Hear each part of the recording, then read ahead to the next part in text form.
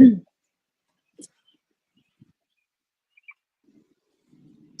YouTube, I am back. I am back. Had some technical difficulties on the last live. Hopefully you can hear me. If you are with me right now, let me know if you can hear me. I want to make sure you're able to hear me loud and clear as I share this message today. Welcome to my channel, Chic Speaks on It. Welcome, welcome. Like the video, like, share, and subscribe. I have a message to you all from the Trump administration in regards to the mass immigration roundups that we have been seeing across the country over, I guess, probably the last several months. So, welcome, welcome. Happy Saturday. Okay. Come on in, come on in. We're doing something different today. We're not doing a walk and talk today. Today, I had to be stationary so I can share this information with you all because right now, there's a lot of people who are going through it, child. They're going through it. Folks are emotional, and I've been watching it, and we're going to watch some of that footage today as well. But I want to first get the message out that the Trump administration has for the American people. Also, basically, this message is coming through the Boarder Czar Tom Homan. I've listened to him speak several times. He is definitely a man that stands on business. Good morning, Virtuous. Good morning. Welcome, welcome, welcome.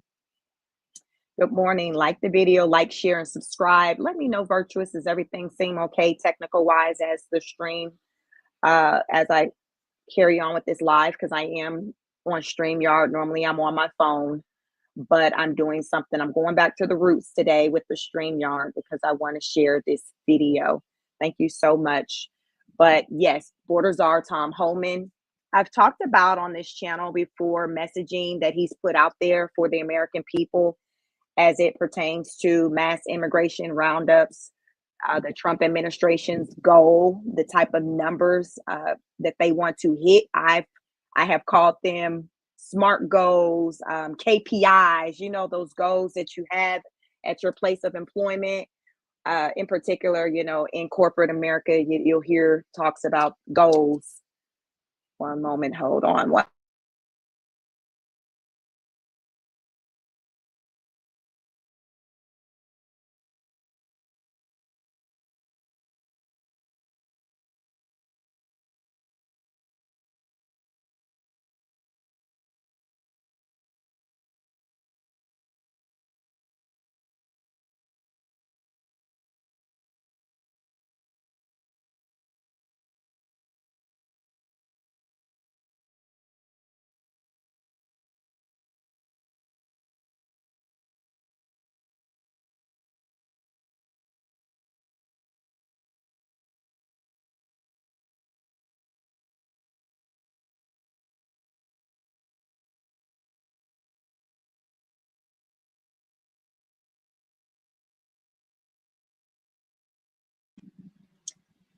Hey, Virtuous. Sorry, I had it on mute. So, okay. I had it on mute, so I was working through something. So, can you hear me now? Can you hear me now? Can you hear me now? Hopefully, you can hear me now. Let me know. Okay, thank you so much. Thank you so much. So, yes, I've been sharing messaging pertaining to the immigration roundups for a little bit now. Most recently, maybe about a week and a half, maybe 2 weeks ago. I think so much is happening, you all. I come out here and I share information like all the time. And so I do my best to try to keep up with, you know, trying to remember the information that I have previously shared with you all. But a piece of information that I have shared with you all was the numbers that the Trump administration is wanting to hit when it comes to the immigration roundups. So as you have been seeing in the media, in the news, whether you're watching your TV at home or on YouTube, you're seeing ICE. Just listen, ICE out here in full effect. In particular, like right now, they're heavy in Los Angeles, but they're not only there. I saw a story this morning where they hit, I think yesterday, South Carolina as well. I talked about on my channel before on another live how Tom Homan talked about that they were going to be forming at least 1,000 groups. Hey, what's up, Toodles? I voted Trump 3 times and I stand with him. I said, hold on. Let me put, you said I voted Trump 3 times and I stand with him. I hear you. I voted for Trump twice. The first time I did not vote for him. I wasn't supporting him. The last 2 times I did vote for him. Thank you so much for being here. Long time no see. Like the video, like, share, and subscribe. So yes, the Trump administration, listen, I've talked about it on this channel. Trump's goal is for 2025 is to arrest at least 600,000 illegal immigrants. At least 600,000.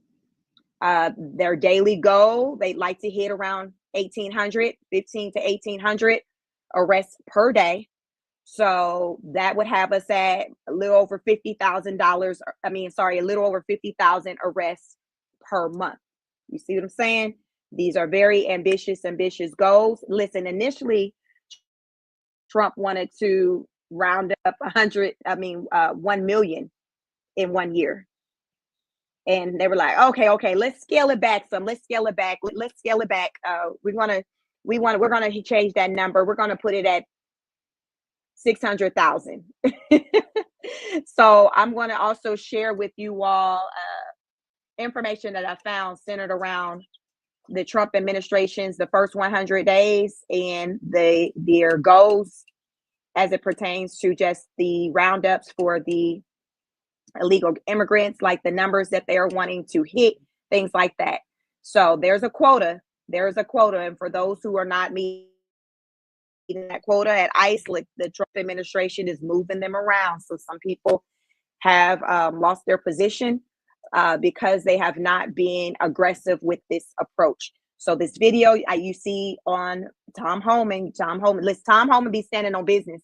He has an interview out there. I thought about reacting to it. There's an interview Tom Homan has out here. Let me see who he's doing this interview with. I came across it this morning while I was getting ready before this live, and it was turning out to be a good interview. I did not watch it all, but I'm going to share with you the interview. He did the interview with Sean Ryan, the Sean Ryan Show. That is a content creator. His channel is called Sean Ryan Show, and Tom Homan did an interview with him on his platform about 3 weeks ago. So you can check that out. I may react to it. We'll see. But so far it's pretty good. I learned some. I learned some information centered around like his background information, where he come from, his roots. So strong family foundation. Yeah, but he has a really strong family foundation. So he stands on business, but he comes from a line of family members who also stand on business. So when you know.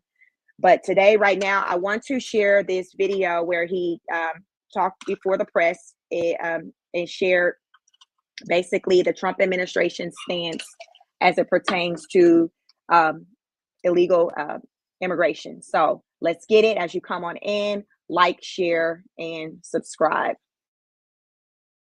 Also, make sure you complete the poll, because I want to do a temperature check to see how are you all feeling about these mass ICE roundups, arrests, whatever you want to call it. Are you here for them? What are your thoughts? As many say, hey, this is what I voted for. He's doing what I voted. He's operating in a manner in which I want him to, based off of how I voted. So I have no complaints. But let's get into it to see what his message is to the people. This message was 7 days ago. So he's constantly kind of coming out talking. So this is a recent message that he's put out. So let's go. Like, share, and subscribe.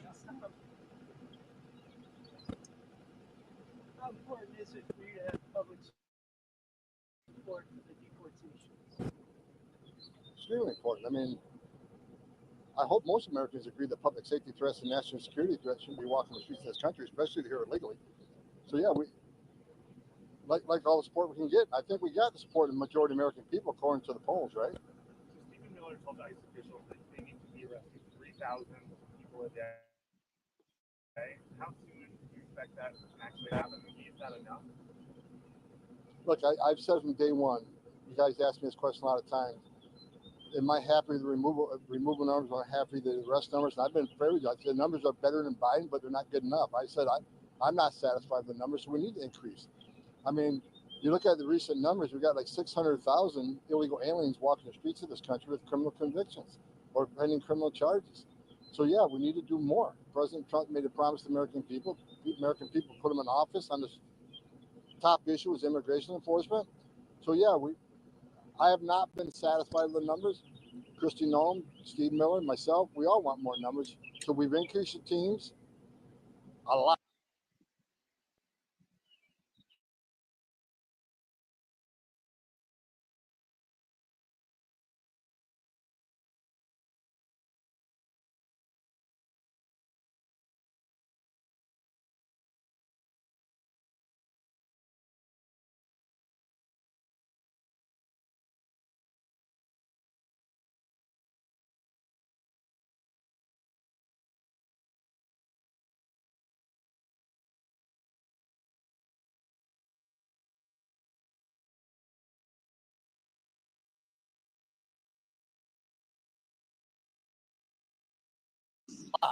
We're increased targeting a lot, so we expect a fast increase in number of arrests every day.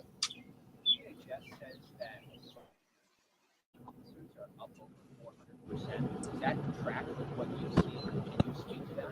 Yeah, the assaults on ICE officers are high. The doxing of ICE officers and people always, some of you here say, why they wear a mask? Or they're trying to protect themselves from their families. They got a dangerous job to do, and they're being doxed every day across this country. I've experienced myself at times, but I'm willing to take that because of the position I hold. And we're not running a popularity contest. We're trying to enforce the laws enacted by Congress in a smart, effective way. So yeah, the results are up, but it won't be tolerated. We've already shown you put a hands on an ICE officer, you can be prosecuted to the highest extent of the law. We're not playing with any threats against ICE officers. Doxing, we're going to look at doxing. We're going to take action on that also. What kind of numbers do you have for self-deportations?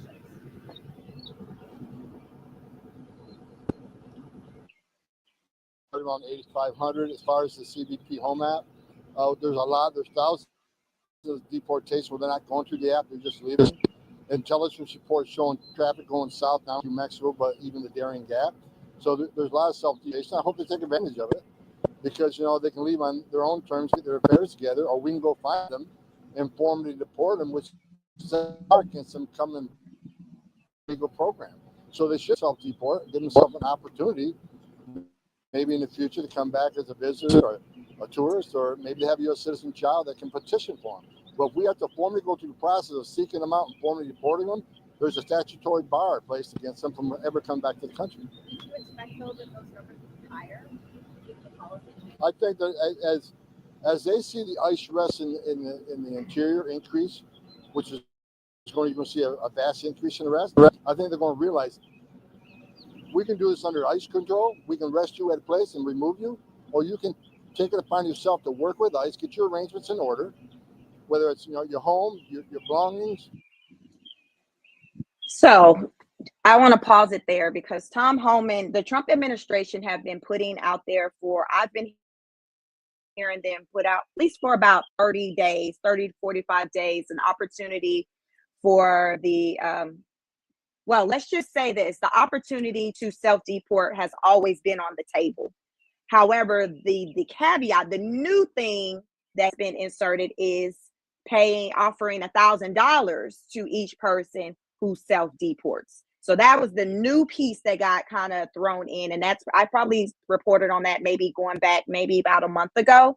So if you self-deport, there's this app out here. There's an app. I can't think of the app right now. I could probably look it up. But there is an app. So you download that app. Then when you arrive,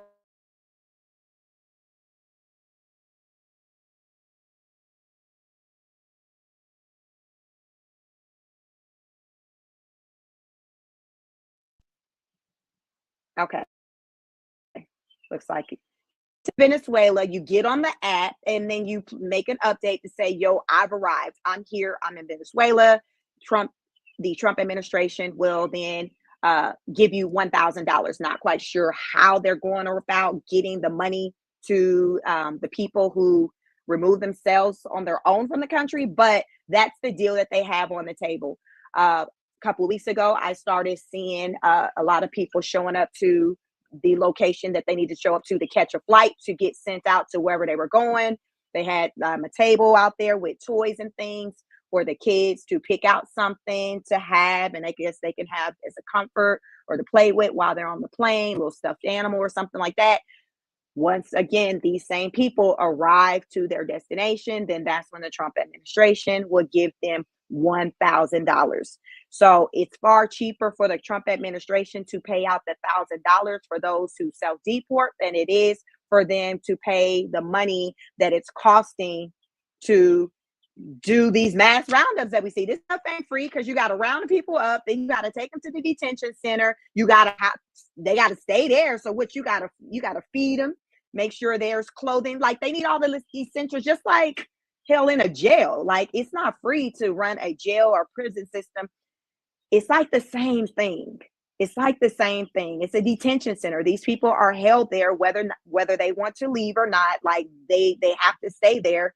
It's against their will, just like jail or prison. It's the same thing. It's the same thing. So that's been a lot of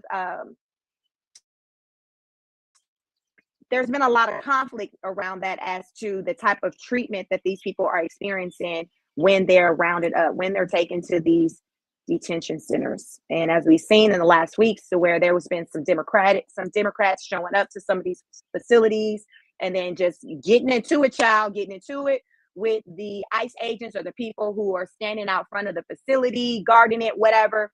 The Democrats, the politicians are like, listen, we trying to see something. We coming through. We trying to see something. And Tom Homan kind of spoke on that, because in one of those situations, there was a Black woman who she got kind of physical with the ICE agents, and they're talking about like slapping federal charges on her for assaulting a federal agent. So that's where we are with that. So I want to kind of give that background, but let's get back to this video. Welcome. Please like, share, and subscribe. Your family and leave on your own. We'll give you a plane flight. We'll give you some money, or we just go through the ICE process. I think the more they see ICE out there in the streets arresting people and holding them accountable, the more they'll take advantage of doing the right thing. And which countries of the crossings that are still happening, where are these migrants mostly coming from? Is it still Central America, or are we seeing Right now it's a lot of Mexican nationals. Part of Elon Musk's scheme was finding thousands of people using the same social security number. Is there no way to stop the flow to them so they'll self-report? I can't hear the question. Part of Elon Musk's scheme found that thousands of people were using the same social security number. So one of the main reasons they're able to work is they're using false social security numbers. Is there no way to stop the money flow to cause them, if they don't have a job, they'll be unemployed? We're all over that. We're all over the misuse of social security numbers, and we're tracking that. That actually comes up, provides a lot of leads for us to go find these people. What's the reason why ICE is apparently targeting Martha's Vineyard and Nantucket? Can you give assurances that is not? Say that again? Apparently there's been a lot of ICE activity yesterday in Nantucket and Martha's Vineyard. Can you confirm that? And is that being done for any political reason? No. Martha's Vineyard isn't off the table. It's part of the country. We're doing immigration actions all throughout the country. We're not saying we're going to favor one area over another. We're all over the country, in every neighborhood, in every city, and you're going to see an expansion of that. Like I just said, we're going to increase the teams greatly. So you're going to see more teams on the streets you've never seen before. You're going to see more worksite enforcement than you've ever seen in the history of this nation. You got sanctuary cities. How I said, we're going to flood the zone.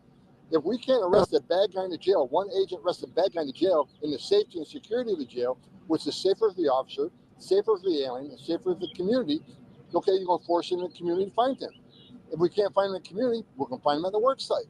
So we're going to flood the zone, and sanctuary cities will get exactly what they don't want. More agents in their neighborhoods, more worksite enforcement, because we're going to get the bad guy. If you want to make it difficult for us, we'll do it. It'll take more time. It's less efficient, but we're not going to stop until we find that guy. And so is that just sort of a general sweep of the tourist businesses, whatever businesses there are in Nantucket? Or There is no sanctuary for illegal aliens in this country. You can call it a sanctuary jurisdiction all you want. It's a bunch of crap, and we all know. Sanctuary jurisdiction says, well, we want to protect the immigrant community. We want them, the victims and witnesses of a crime, to be able to come to police, report a crime without fear that we're working with ICE. That is a bunch of garbage, because victims and witnesses of crime don't want the bad guy in their neighborhood either. They want us in the jail arresting that bad guy. It'll be made much easier, much more efficient. But because they're forcing in the neighborhoods, more non-criminal targets are being arrested, because ICE agents are not going to walk away from illegal aliens. You force us to go find a bad guy, many times you're with others. At a work site, go look for the bad guy, there's 10 more illegal aliens there, they're coming too. So I don't want to hear sanctuary cities complaining, well, look at all these collateral arrests and non-criminal targets are arrested. You forced me in that position? So we're going to force law. Unlike the last administration, Secretary Mayorkas told ICE, you can't enforce immigration law. If they're not convicted of a serious crime, you can't arrest them for just being here illegally. That sent a message to the entire world. You can enter this country illegally, which is a crime, but as long as you never get convicted of a serious crime, you're free. No one's looking for you. Game's changed. We got the greatest president in history of this nation sitting in the Oval Office who's going to enforce immigration law and keep his promise to American people to make this country safe again. Can you just talk quickly about the social media accounts and the scrutiny that the Department of Homeland Security is using those for information? The scrutiny of social media accounts that foreign exchange students are now being subjected to. Can you talk a little bit about that? Why they're doing that now? Look, we look at a lot of different ways to find people we need to find, whether it's a criminal history, immigration history, social media, undercover operations, surveillance. There's a whole myriad of law enforcement systems we use to find people and see if people are a danger to the community. Social media is one of them, and we'll continue to use it. Free speech aspect, though? We don't arrest anybody for free speech. I mean, free speech is legal, but there's a limit to that too. I can't look at you and make a comment about my desire to assassinate a president. Is that not free speech, or is that a crime? I can't sit in a movie theater and yell fire and watch people get trampled to death. Is that free speech, or is it a crime? There's a limit to free speech, but we're not arresting people based on free speech. It's what they said plus what they did. Thank you. And that's on that. That is on that. So Tom Homan, as I say, he's definitely a man who stands on business. He's like, listen, you can talk your talk all day long, but when your talk starts to impede on the safety of other people, meaning that you start to take action and your actions impact negatively other people, that goes against the law, then that's when we got a whole problem, a whole situation out here. It changes the game. It changes the game. So right now, I'm going to share with you like what's popping off right now in these American streets, in these US streets. I started watching last night, the protests that's going on. This is going on in Los Angeles, my home state of California.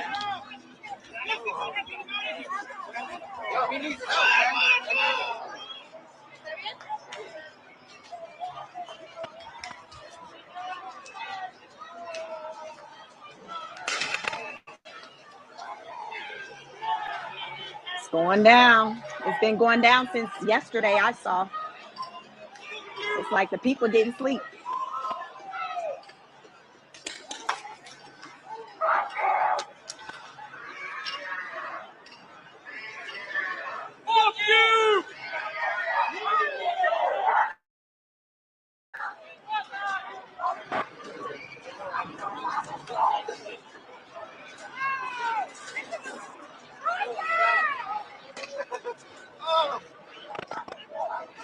Hey, watch it. That guy's kind of in here.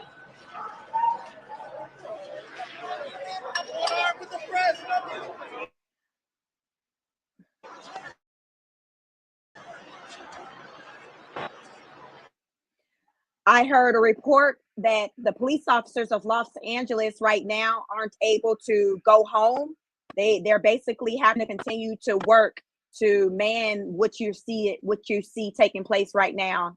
And I started to see this yesterday.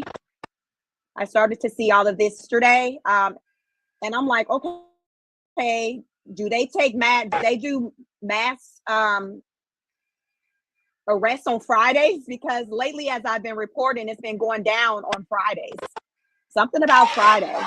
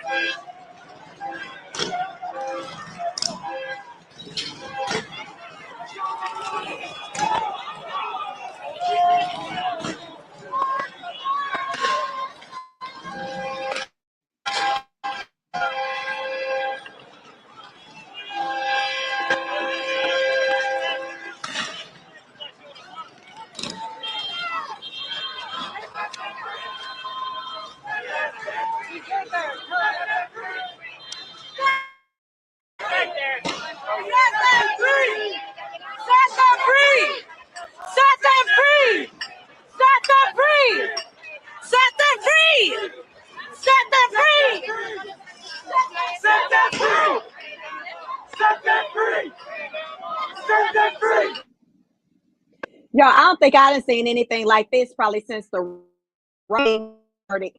What was that in the 90s? I was a little girl. Y'all remember the Rodney King verdict in Los Angeles? This is what's given to me. How do you get this under control? This is crazy. This is crazy.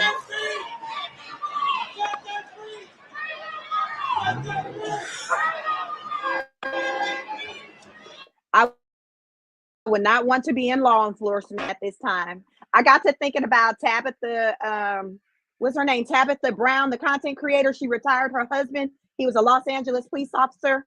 I said, I'm sure that family is very thankful that he's retired at this point. Because as I said, what I learned listening to updated reports is that the police officers yesterday, like they weren't allowed to go home. And you know how you shift in, you done your little 8 to 10 hours. They're like, no, we gonna need you to still stick around because it was still out of control, still going into the late night hours. And to me, it's given these people never left.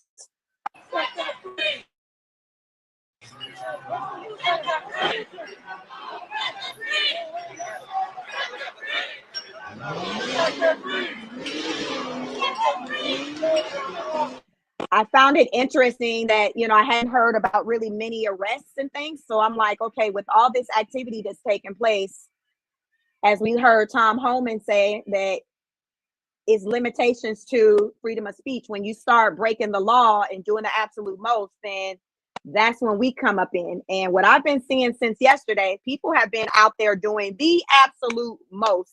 And I haven't heard really about arrests outside of just the illegal immigrants being rounded up.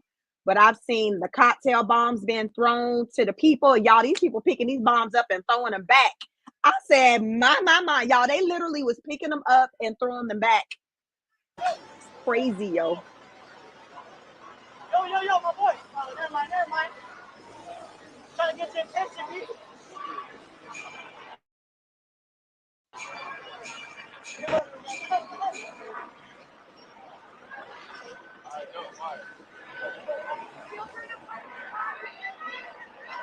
Go round.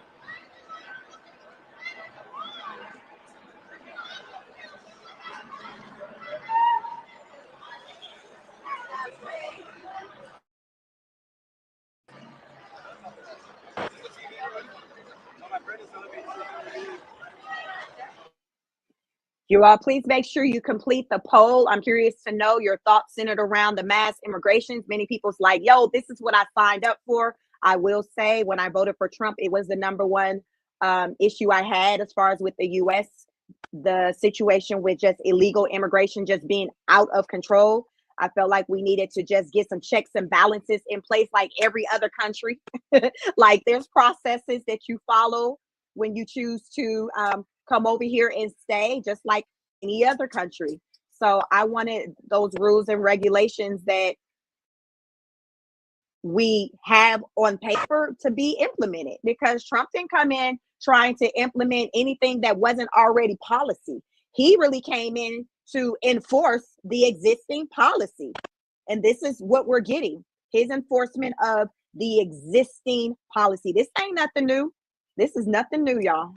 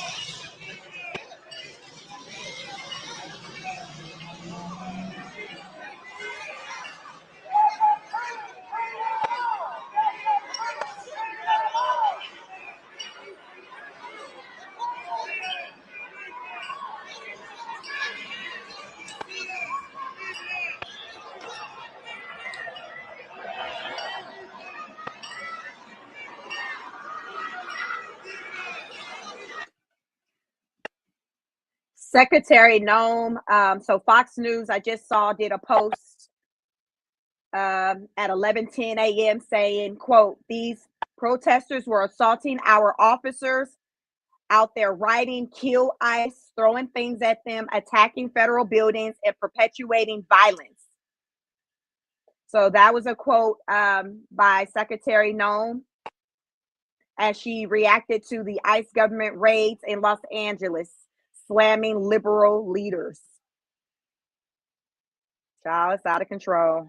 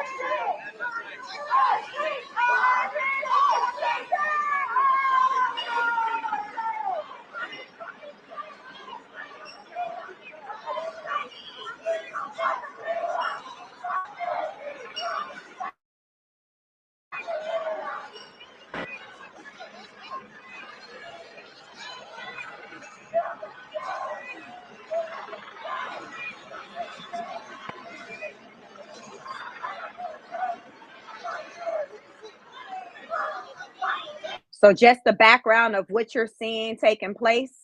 Los Angeles police in riot gear turned out on Friday evening in a tense confrontation with protesters in downtown Los Angeles after a day of federal immigration raids in which dozens of people across the city were reported to be taken into custody. So right now, these are people who are reacting to what many of them witnessed, and just some of them are just have just been coming out to just show support for those who were arrested by ICE and their family. A lot of family members have been learning of this taking place from the news or phone calls, and then just dropping what they were doing and then running out here to just engage in what you're seeing.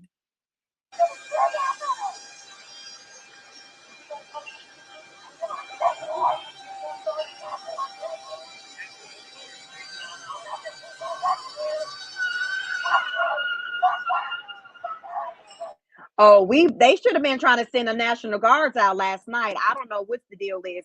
I don't know where the National Guards at, because remember, Trump signed an executive order that expanded the rights of like law enforcement, not like all of that. So if things get funky, it would allow for them to be able to do more than what they were able to do before. I talked about this on this channel on previous lives. Make sure you like, share, and subscribe.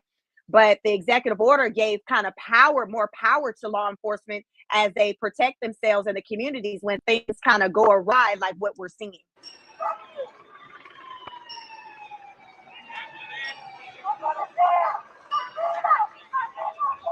Child, it's giving Little Mexico. Don't this feel like Little Mexico? This is giving Little Mexico all day long.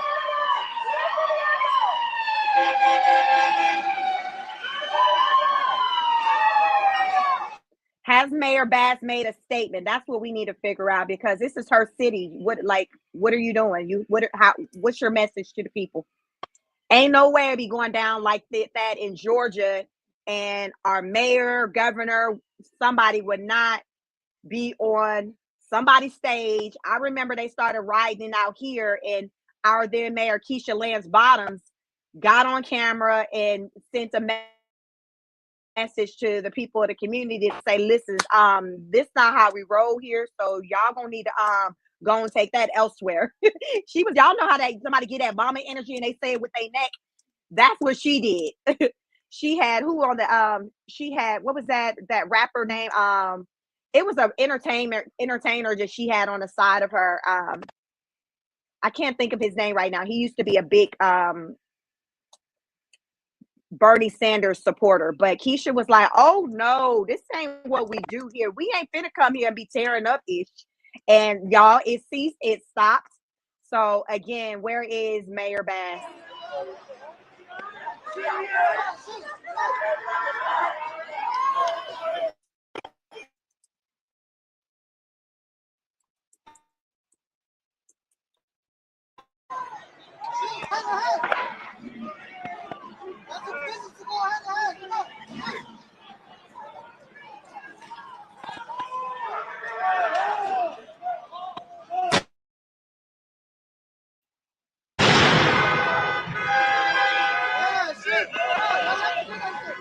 Y'all, don't it feel like we in Afghanistan? We watching Afghanistan. We would not be hearing anything that sound like in the U.S. of A. We pay too many taxes. We pay too much taxes for all of this.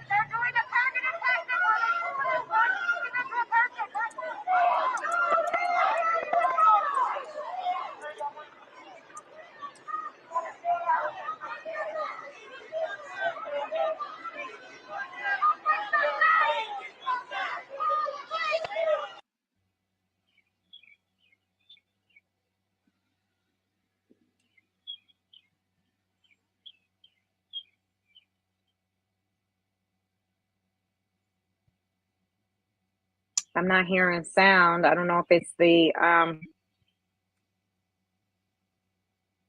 live stream that we're streaming from.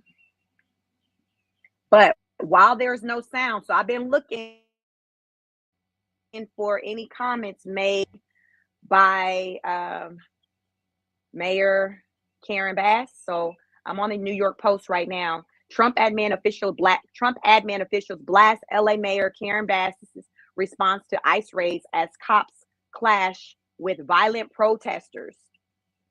Several Trump administration officials fired back at Los Angeles Mayor Karen Bass Friday after she pledged to oppose federal efforts to nab illegal immigrations, as cops in her city had to use flag bangs to disperse the violent mob of protesters who descended on the arrest sites.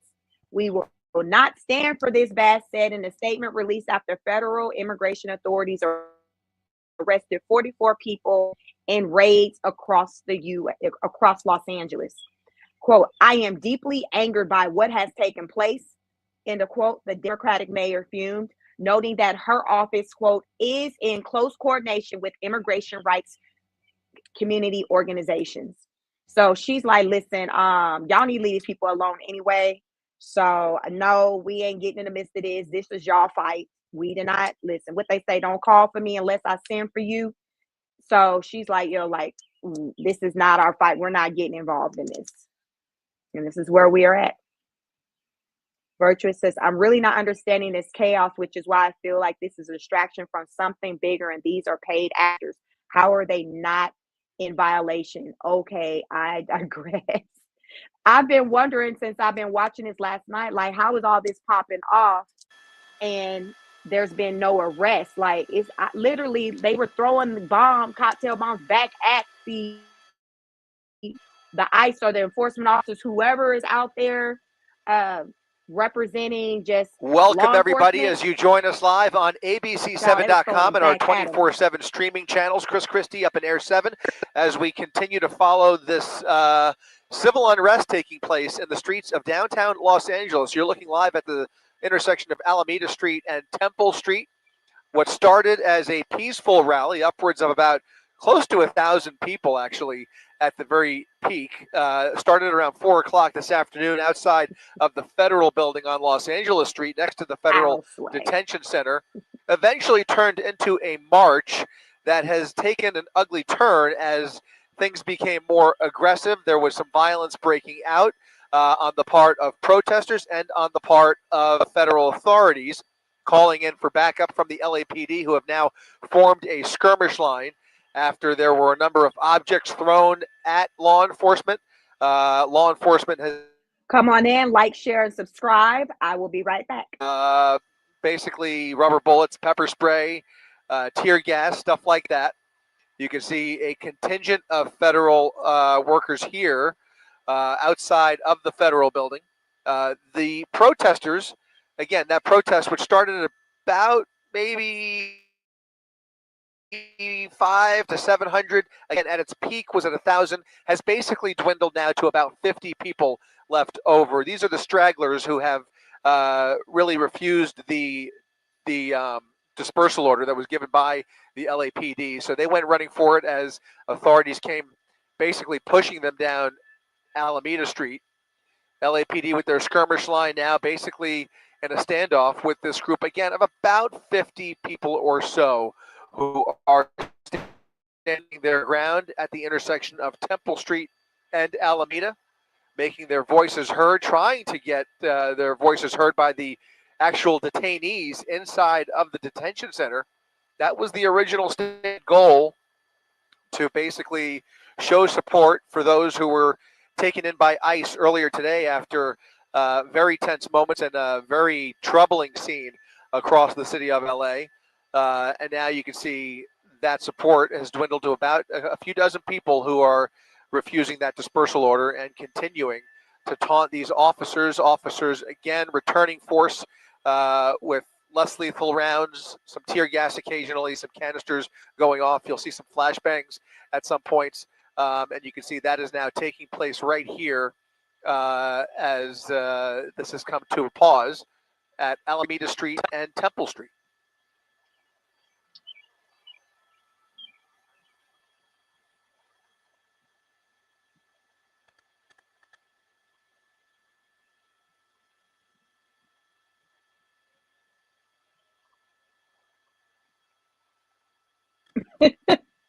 Please share, Raspo. Please. Let's see what he say.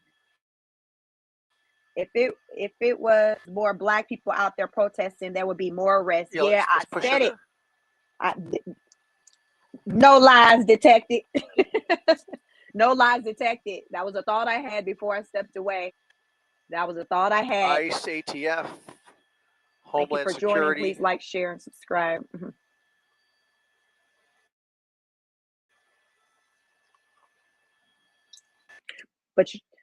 But you all, the messaging that has been sent out, it has been for black people to sit this one out for that reason, Rasbo, because a lot of times when the black people show up, it's a different type of energy that's exerted onto the black people than any other group of people.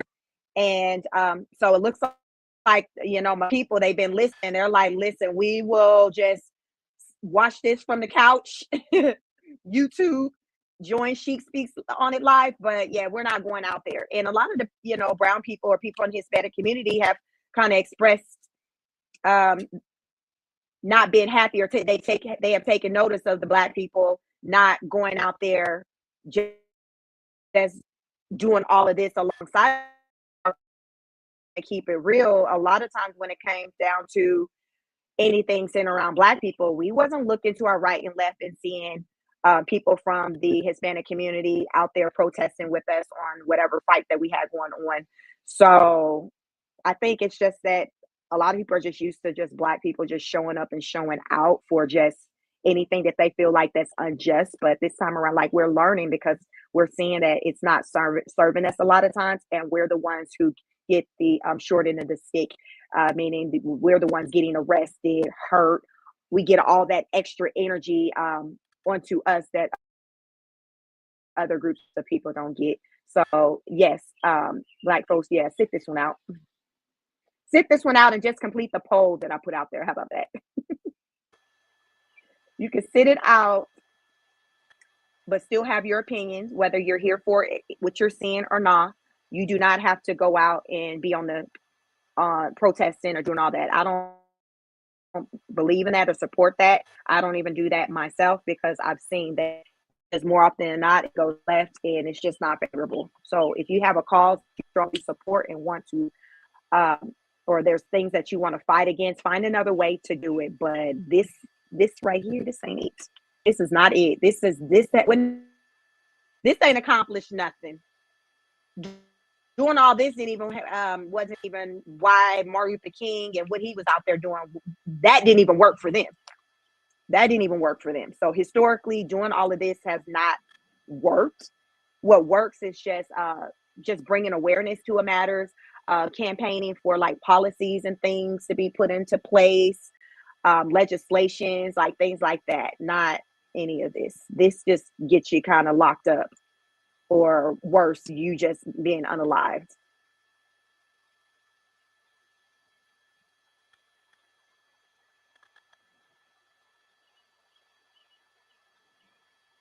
No, right now I'm just on this platform. I'm not double streaming Virtuous, so it should just be on Chic Speaks on a platform.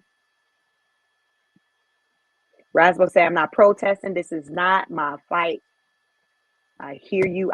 Miss Ali says, where are the Mexican flags now? I don't know. We've seen them in the bed. Wow. So I don't know if they went and hid them or something. I don't know. I see it looks like an American, a U.S. flag. Is that I don't know. What is that? No, that's not a flag. I don't know. I thought that was an American flag, but I don't know where the flag's at now. LAPD now advancing a little bit further south along Alameda Street. Again, right outside the Roybal Federal Building. You can see another canister there, either tear gas. The Roybal Federal Building. You can see another canister gas, likely tear gas that's been deployed there.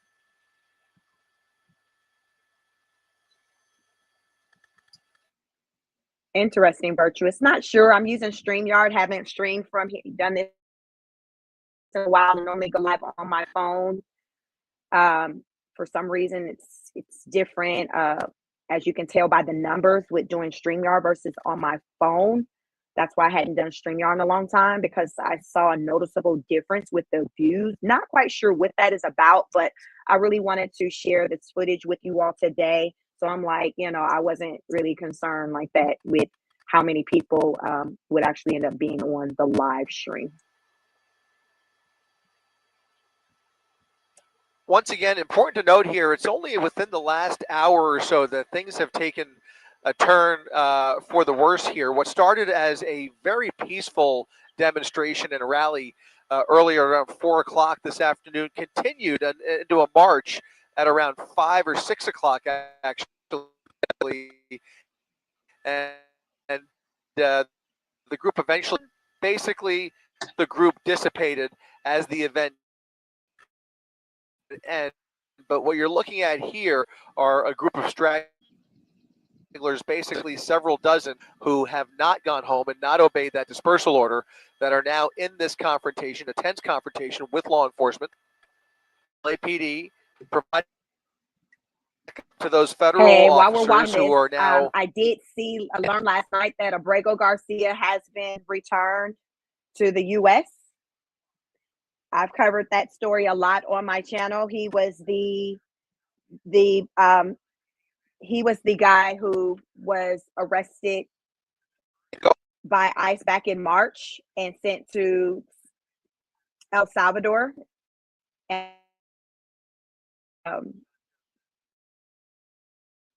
basically campaigning and just really out there chanting for his return, because they said he was wrongfully deported.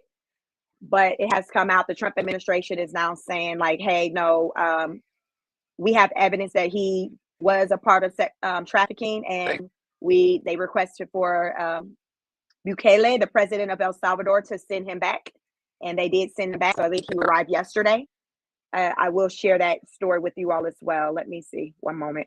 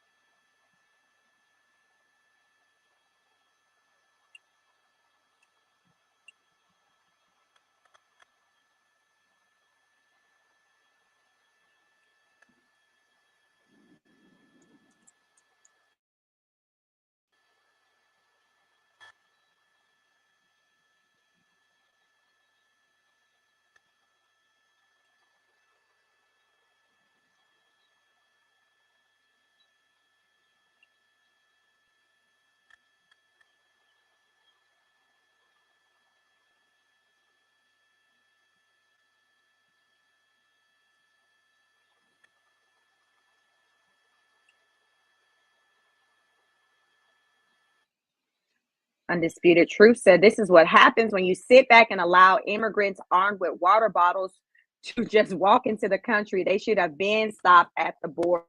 I agree. I agree.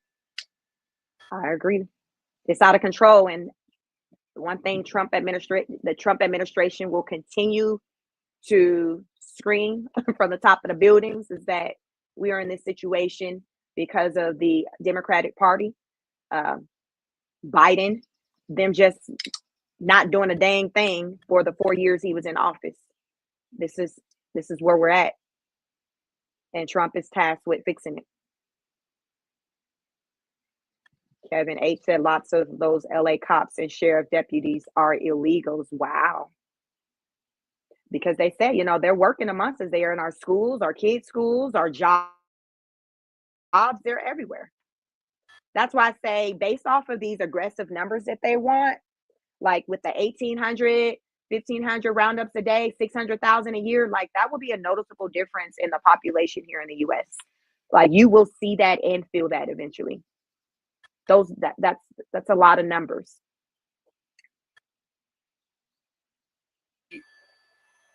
He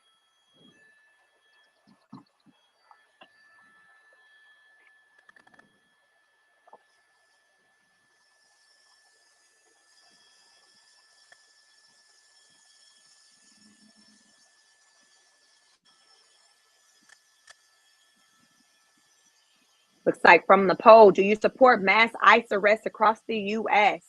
89% says yes, 11% says no.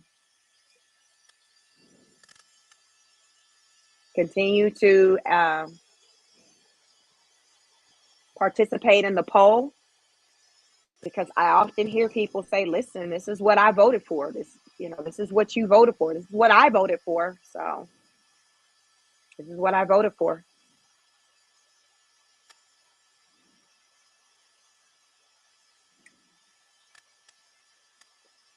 As I was saying, Abrego Garcia has been returned to the U.S. and he's been charged by the federal jury. Let me share my screen.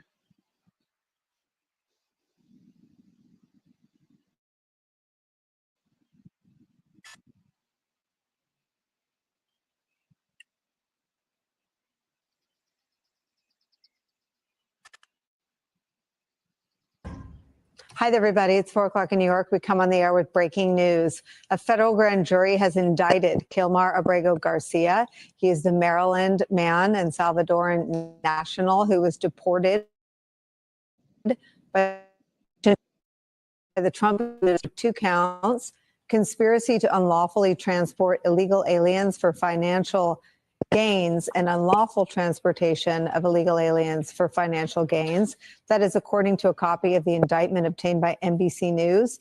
Other news organizations are also reporting that Abrego Garcia is returning home to the United States to face those 2 charges. We should note NBC News has not confirmed that piece of the report.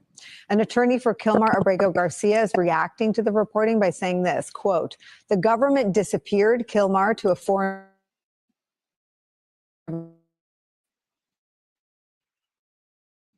Now, after months of delay and secrecy, they are bringing news that they were playing games with the court all along. Due process means the chance to defend yourself before you are punished, not after. This is an abuse of power, not justice. The government should put him on trial, yes, but in front of the same immigration judge who heard his case in 2019, which is the ordinary manner of doing things, to ensure that his case is handled as it would have been had he not been improperly sent to El Salvador as the Supreme Court ordered." Any moment now, Attorney General Pam Bondi will hold a press conference. We actually can confirm now that he has landed in the United States. So knowing that, we are going to listen in to Pam Bondi for a minute. Conspiracy to commit alien smuggling in violation of Title 8 U.S.C. 1324. We want to thank President Bukele for agreeing to return Abrego Garcia to the United States. Our government presented El Salvador with an arrest warrant, and they agreed to return him to our country. We're grateful to President Bukele for agreeing to return him to our country to face these very serious charges. This is what American justice looks like. Upon completion of his sentence, we anticipate he will be returned to his home country of El Salvador. The grand jury found that over the past 9 years, Abrego Garcia has played a significant role in an alien smuggling ring. They found this was his full-time job, not a contractor. He was a smuggler of humans and children and women. He made over 100 trips, the grand jury found, smuggling people throughout our country. MS-13 members, violent gang terrorist organization members throughout our country. Thousands of illegal aliens were smuggled. This is especially disturbing because Abrego Garcia is also alleged with transporting minor children The defendant traded the innocence of minor children for profit. There are even more disturbing facts that the grand jury uncovered. It is alleged this defendant is part of the same smuggling ring responsible for the death of more than 50 migrants in 2021 after the tractor trailer overturned in Mexico. This is part of that same ring. The defendant abused undocumented alien females, according to co-conspirators who were under his control while transporting them throughout our country. This defendant trafficked firearms and narcotics throughout our country on multiple occasions. They were using vehicles, SUVs, with added seats in the back, floors that had been ripped out, guns, narcotics, children, women, MS-13 members. That is what the grand jury found. A co-conspirator alleged that the defendant solicited nude photographs and videos of a minor. A co-conspirator also alleges the defendant played a role in the murder of a rival gang member's mother. These facts demonstrate Abrego Garcia is a danger to our community. We want to thank the Department of Homeland Security, the FBI, our state and local partners, our acting U.S. Attorney Robert McGuire, and prosecutors from the Joint Task Force Vulcan. Questions? Attorney General,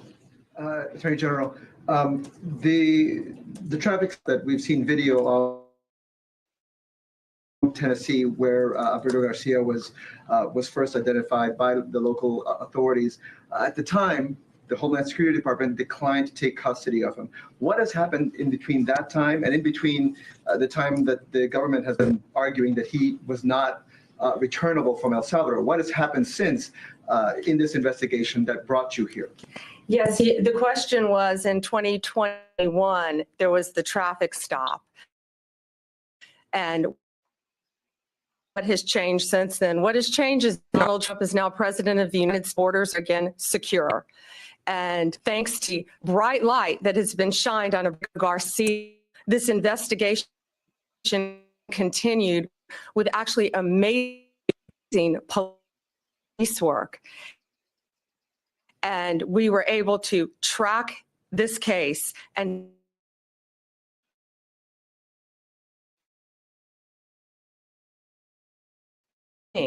from continuing. The investigation in Tennessee, can you say when that investigation was opened? Well, the grand jury indicted on May 21st. This investigation has been ongoing. This case has been hotly debated here in Washington. In your mind, does this resolve that issue in terms of his deportation? And should this be seen in any way as compliant with the judge's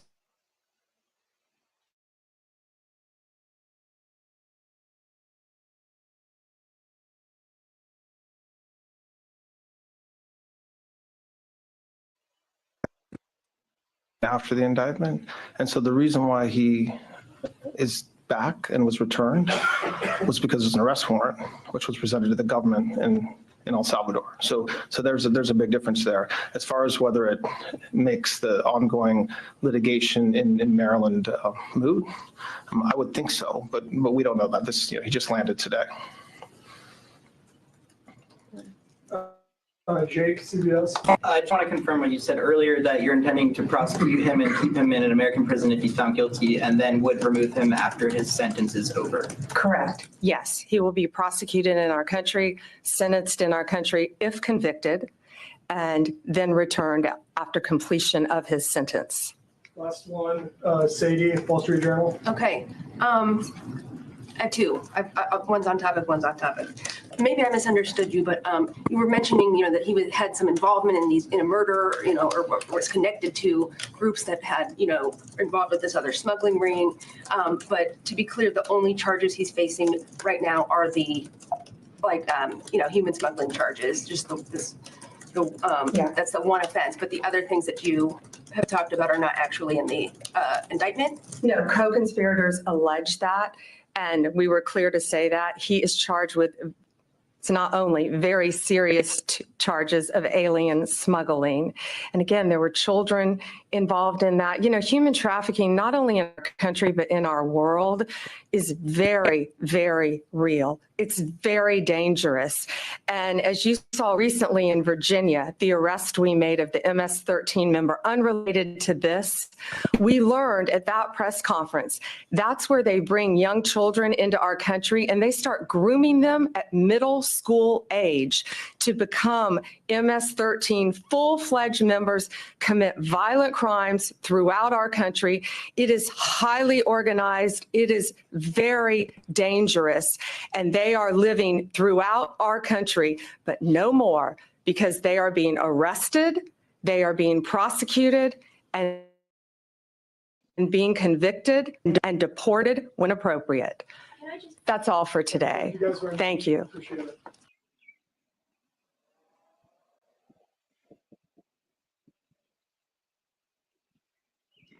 So as you've heard Pam Bondi, she said, listen, we were able to return Abrego Garcia back to the U.S.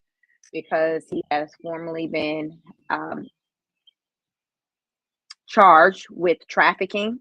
So that's the difference between before, when they were saying, hey, we can't just make him come back.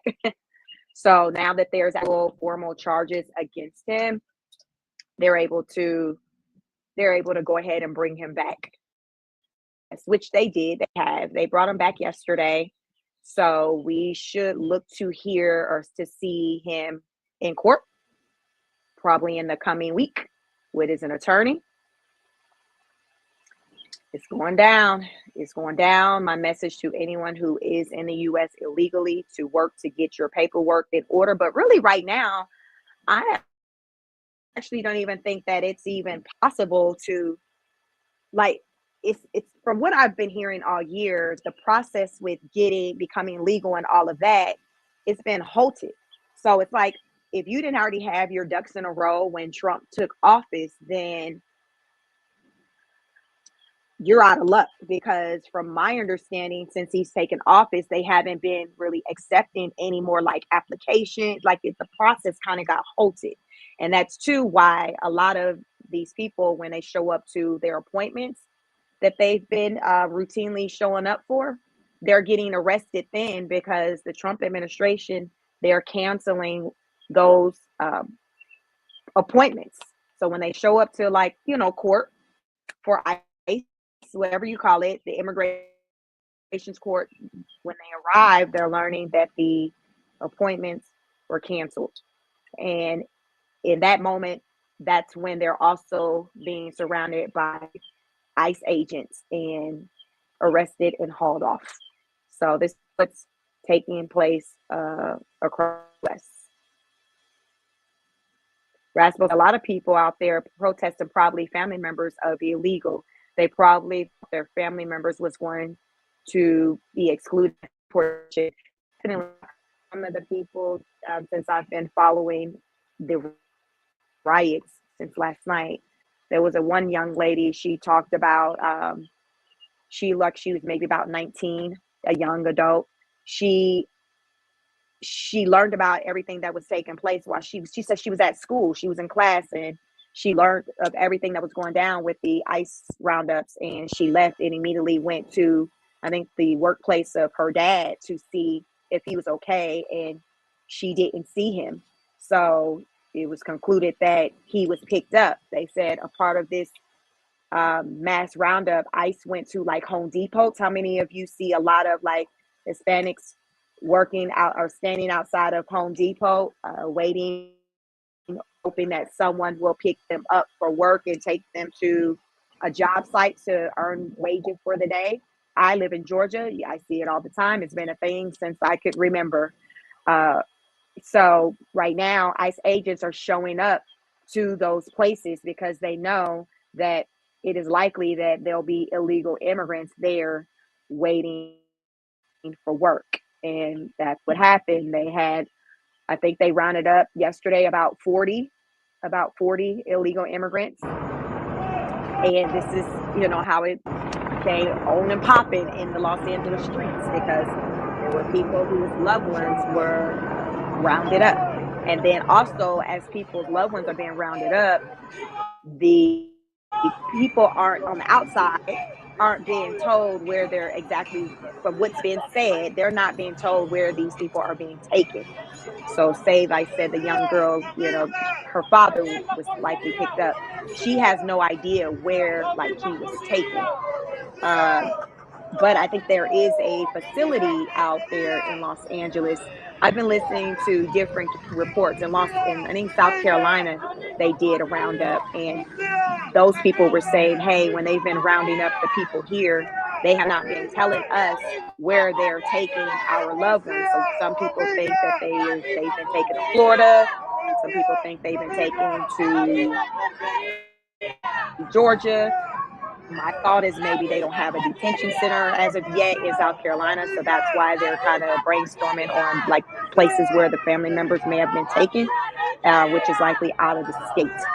So that's the thing also, you know, with this situation, people are losing connections with their loved ones as they're being picked up. But here's the thing, Trump, before he got reelected, before he was even sworn in, he's been talking about what he was going to do. So what we are seeing is him acting out on what he said he was going to do. He literally ran on this. So the surprise factor, the element of surprise, I don't understand why that's here, because this is what the Trump administration have been talking about at least for the past 6 months. And if we go back to just when he got inaugurated or placed into office, January 20th, he's been talking about like what he's going to do. And I think February probably was like the first of like when he started to round up the people, or sometime earlier this year. But he's been doing what he said he's going to do. So the energy that many of these people are given from what they're seeing, I'm kind of confused on why they're surprised, because they've been saying we're coming for you, bad boys, what you gonna do, what you gonna do when they come for you. Like, they've been on this type of time all year. So I'm just not sure as to why they're reacting this way, because everybody knew. Everyone knew. Dawn says, salute Pan on chat. Why they didn't say all this before? Embarrassing for Trump and Bukele. Here's the thing, you know, when Abrego Garcia was sent over to El Salvador, they talked about these charges, these allegations, and these arrests, and the that he had and things like that, which supported their reason as to why they sent him over there and wasn't in support of him returning. But now, since he's been formally, I guess, indicted, what's the word it's reading? He's been formally charged by the federal grand jury. Now it's like, okay, he has to come back and stand. I guess he'll go through trial then. See, here's the argument with a lot of people when it comes to these illegal immigrants, and they've been getting sent away to these prisons in other countries. The whole part of like the due just and going through the proper channels with going before the judge, jury, all of that. A lot of people, in particular, like people from the Democratic Party, they've been looking for these type of things to take place because they were like, this is what we do here. And the Trump administration didn't do that. They were like, yo, from our investigation, we saw that he did this, that. So that gave us the right to just send them on to yonder without, because they're not American citizens, we do not have to have them follow the proper channels that an American citizen would follow, as far as with going before a judge, going before a jury of your peers, all of that. That's how they rationalize sending Abrego Garcia, amongst others, to El Salvador and wherever else they sent them to. Now, the part that I'm not quite sure on as far as what has changed, centered with Abrego Garcia coming back and going through these proper channels. I don't know if it's because the feds are involved, if that changes the game since the feds are involved. If that now says, okay, well, since we're involved, we need to have him come back versus before when it was maybe something, maybe central on the state level. I'm not quite sure on that part because it seems like he's going to go through this process that many people kind of wanted him to have to go through before. He's now about to go through it. There was a ruling that happened maybe in the last 24 to 48 hours where the judge have said that anyone who's, I guess, from Venezuela, who's Venezuelan, who was sent over to CCOT, the Trump administration has to allow for them to have their day in court. So what is that process going to look like? I don't know, because it's a lot of them that got sent over there. I don't know how many of them are from Venezuela, but a judge ruled that the Trump administration has to extend those people the opportunity to go through the U.S. Court system. Let me see if I can find that information on that, because there's just so much going on out here, y'all.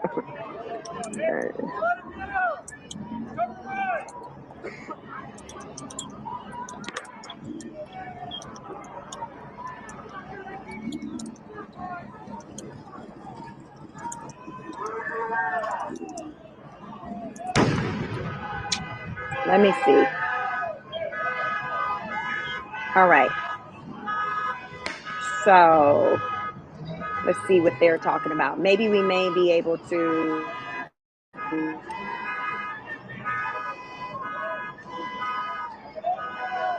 Okay.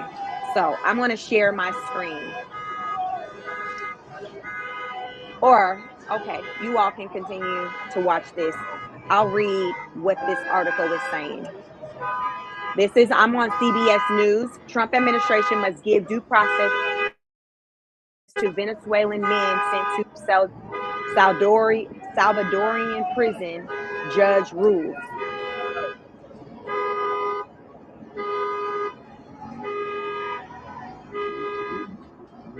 A federal judge, I'm gonna share, I'm gonna stop this. I'm gonna show you all what I'm looking at so you can see.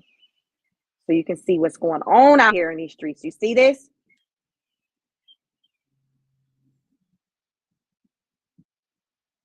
Make this smaller. Okay. Y'all get into this. Like, share the video. The Trump administration must give due process to Venezuelan men sent to Salvadorian prison, judge rules.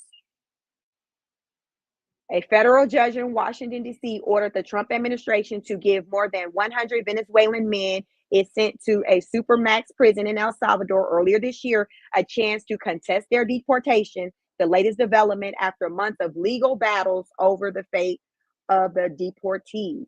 The U.S. District Judge James Boasberg found that the 137 men removed to El Salvador on March 15th under the 1798 Alien Enemies Act had been plainly deprived of their due process rights. The Trump administration has argued the 18th century wartime law allows the government to summarily deport Venezuelans identified to be gang members, though that argument has been rejected by several federal judges. The deportees are held in El Salvador's Terrorism Confinement Center Prison, or CCOT. Boasberg concluded that the secretive deportation to El Salvador in March had improperly withheld from the deportees' due process rights that he said must now be afforded to them. The order by Boasberg gave the Justice Department 1 week to say how it intends to provide the 137 Venezuelan deportees an opportunity to seek relief under the constitutional principle of habeas corpus, which allows people to challenge their detention. The Justice Department did not immediately respond to a request for comment.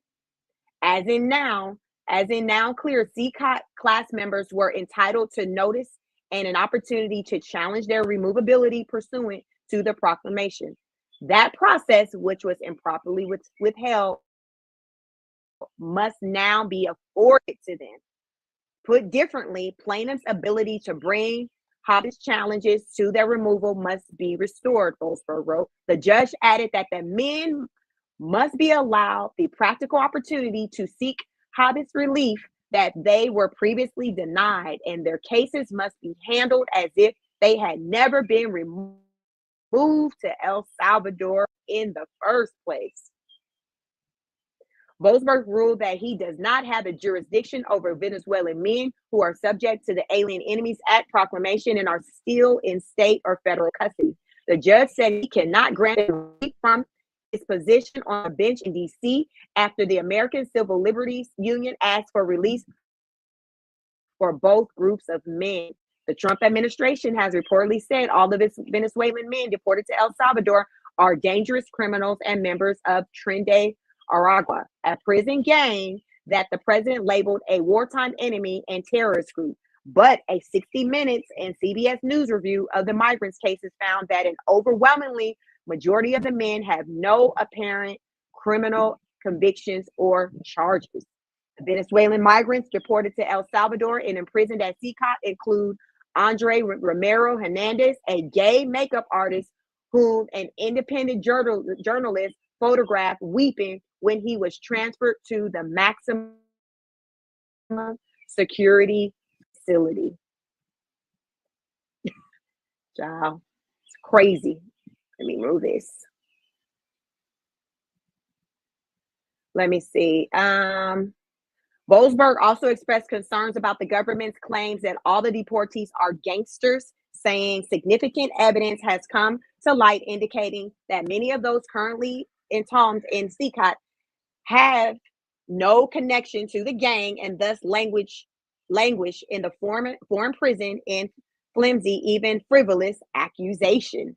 The court correctly held that the government cannot simply wash its hands of all responsibility for the constitutional violations and leave these men to linger in brutal prison, perhaps for the rest of their lives, said Lee Gerlit, the ACLU lawyer leading the legal challenge against the Trump administration's use of the Alien Enemies Act.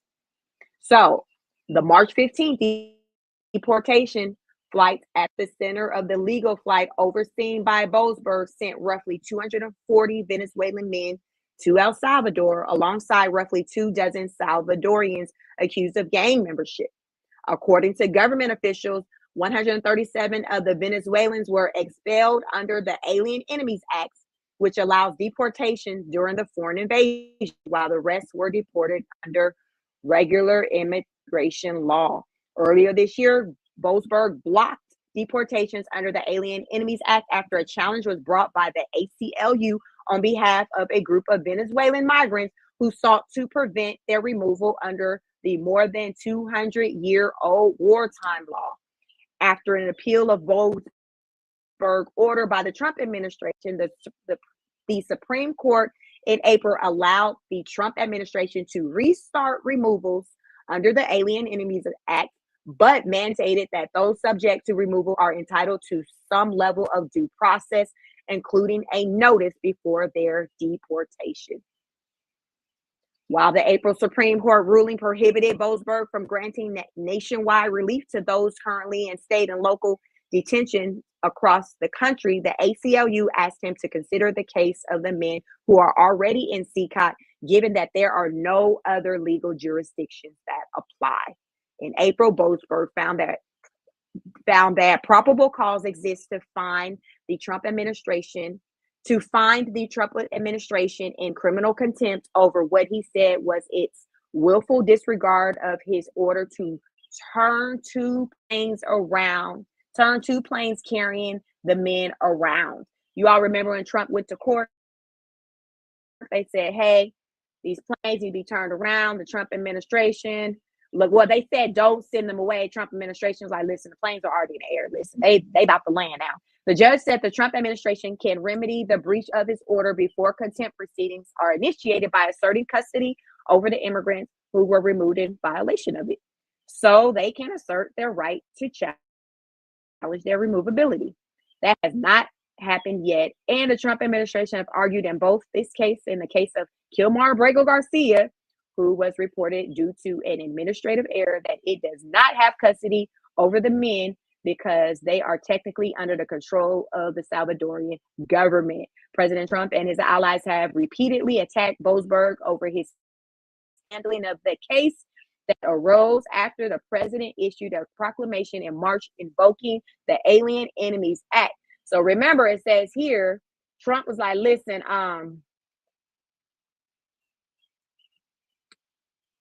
we can't bring them back. Like, listen, it's not in our control. He said, we don't have custody of men anymore. They're technically under the control of the Salvadorian government. But currently, you know, Abrego Garcia, he's here. They brought him back, yesterday? So the Trump administration, I mean, they can kind of, if they can do what they want to do, you know, if they ask, if it's something that they really want to do. And at that time, the Trump administration was not interested in bringing Abrego Garcia back because they felt like, listen, he's a menace to society. He does not belong here. Keep him over there. But now, since Abrego Garcia has been hit with federal charges by the U.S., they're like, all right, then, yeah, we're going to bring him back. We asked, you know, the government over there if we can have him sent back, and they said yes. So as we see, you know, the Trump administration they have the ability to request for what they want. Yes, so the government over there could say yay or nay. And in this situation, they obliged. They were like, all right, then bet we'll send him back. So to me, it's given that this is the first time the Trump administration has made the request to send this man back.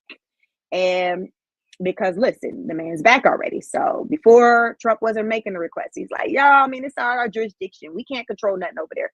You can ask. Trump did not ask prior to what, maybe Thursday or whenever they asked for him to be returned. Abrego Garcia is here in the U.S. I don't know where exactly he's at when they picked him up, when he was arrested. I think he's lived in Maryland. So I don't know if he's in Maryland right now, but he is back on U.S. soil. Garcia, Abrego Garcia, Kilmar Abrego Garcia. That is his full name. He is back. He's back. Let's see.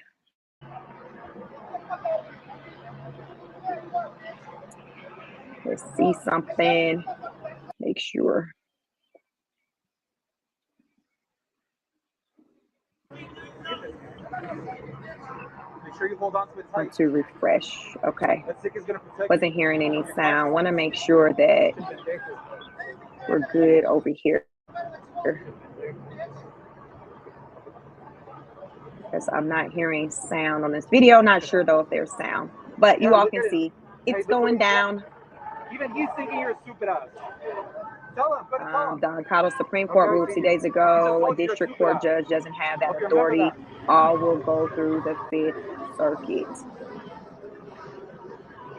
Yeah, so it'll be interesting to see, you know, what the decision is going to be made centered around how these people who the judge said that they need to have like their due process here in the USA to argue if whether or not, you know, they committed any crimes, whatever. I don't know, you know, how the Trump administration is going to handle that. They're going to have those people come back, right? Those people are going to have to come back. Let me see. Let me check something for some reason. What are they doing here? I feel like there would be sound with this. That's not happening. Let me refresh.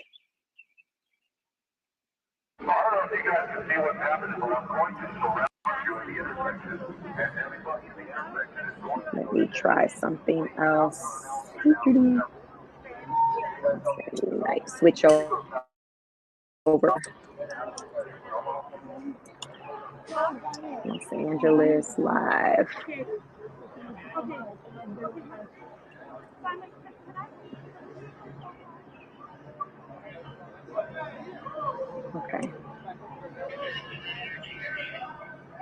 find a better.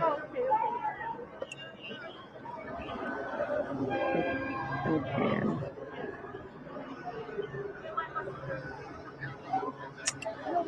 Let me see.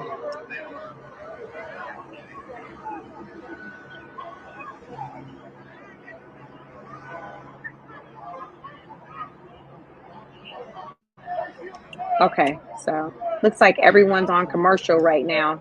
I was trying to see if I seen another, a different live taking place. Let me see. There's a lot of different platforms that are covering this. So I want to find one that has good camera view. Okay. So we're gonna switch over.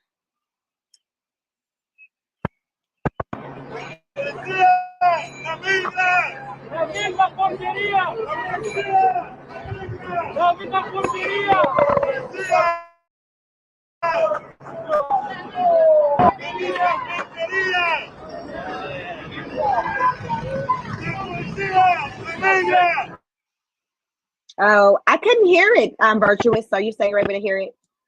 Okay. I don't know why I couldn't hear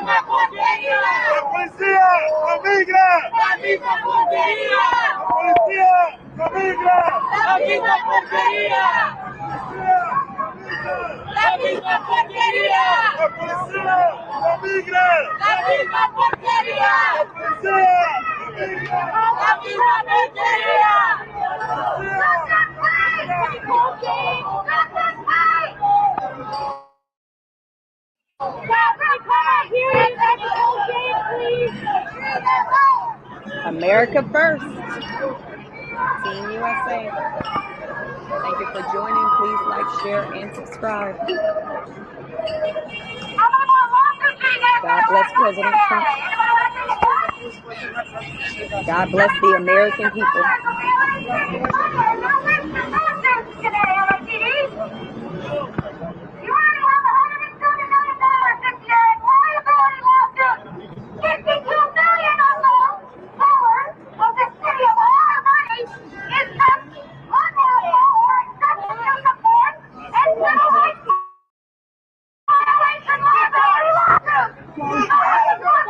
Someone's asking, where's the Mexican flag? There you go.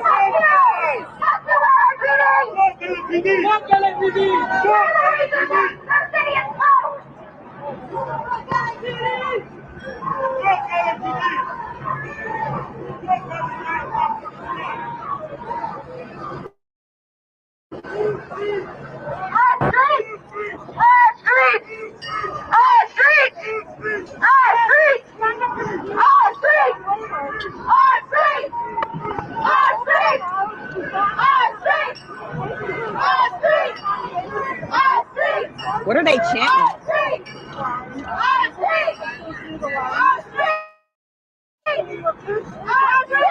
Are they saying our street? You all know what they're chanting? Are they saying our street? Yes.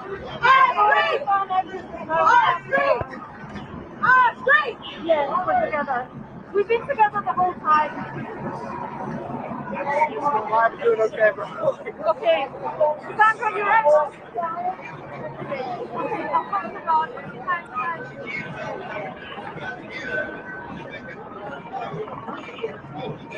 Sounds like they're saying our streets, not our streets in the USA. Lord, these folks that came and took over, y'all. They said our streets. That's why y'all seeing that Mexican flag. OMG. Our streets. It's out of control.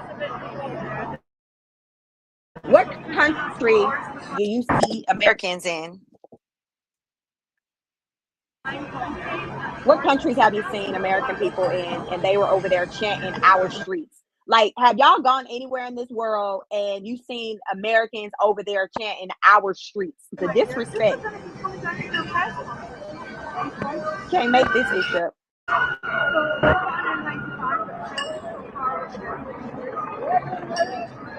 Your streets are the streets of whatever country you come from.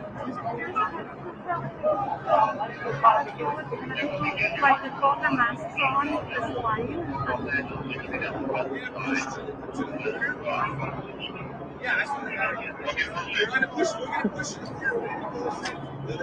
These people are in their feelings. It's a new day.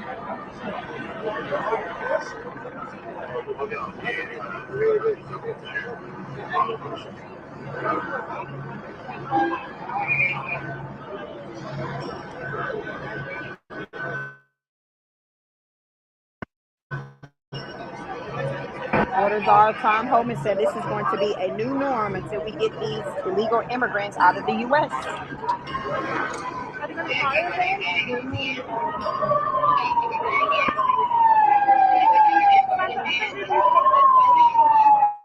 John said every country in the world has a border. If you go to Mexico and if you're illegal in Mexico, they will put you in their prison system.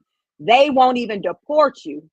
That's what I'm saying. I've been saying this for months. Like, where can we go in the world and you can just stay in that country without having permission, going through the process, the system? Like, where?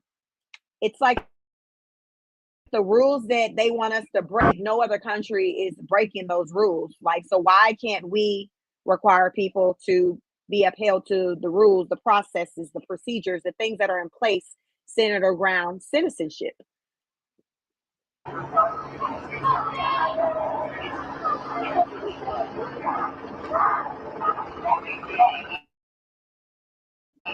Why do America have to be the exception to the rule? It's the reason why we have processes in place.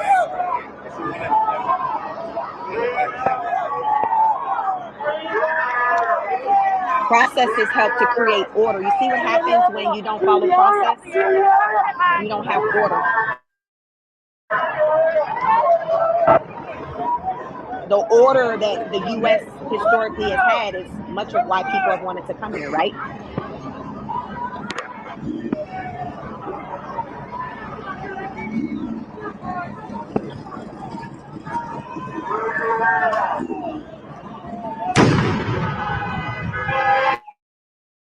We should not be hearing all that in the U.S. streets, y'all.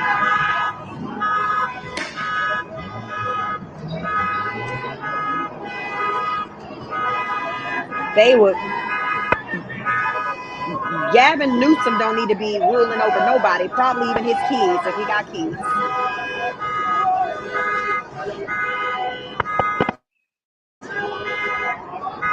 If this keep up, if this continues, martial law is probably very much so it's going to be come into play. And to me, rightfully so. Like, what else do you do with this? We can't have illegals just taking over and just running amok and just tearing up the United States. Like, we can't have that. You got to act like you civilized.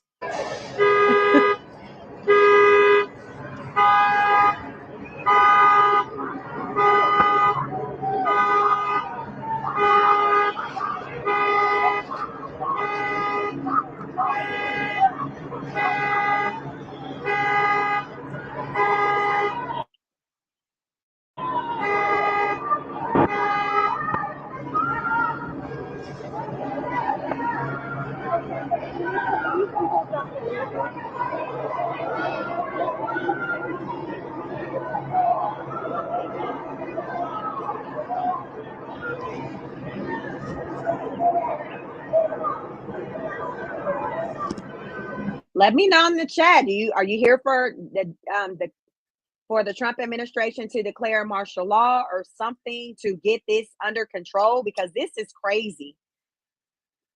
What's supposed to happen come Monday when the vast majority of the people in Los Angeles need to go to work? Like, I have a good friend who lives in Los Angeles. I need to check in with him and see what he's seeing out there, because this is crazy. Like, we can't continue to carry on like this. They need to do whatever to put this to bed.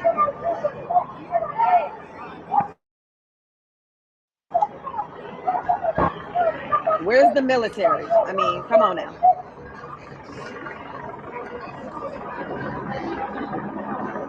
People are out here breaking all kinds of laws, and nothing's been done.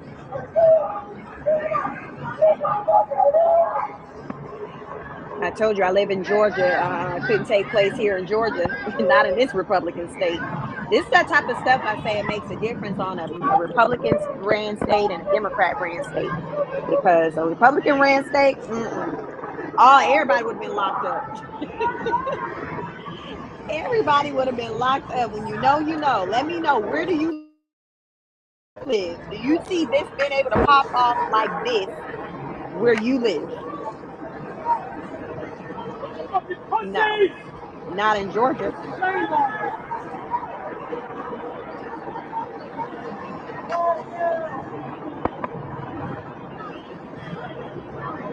Yeah, probably National Guards or somebody affiliated with the military. So yeah, probably those National Guards is what I'm referring to. Couldn't think of their name at the time, the National Guards.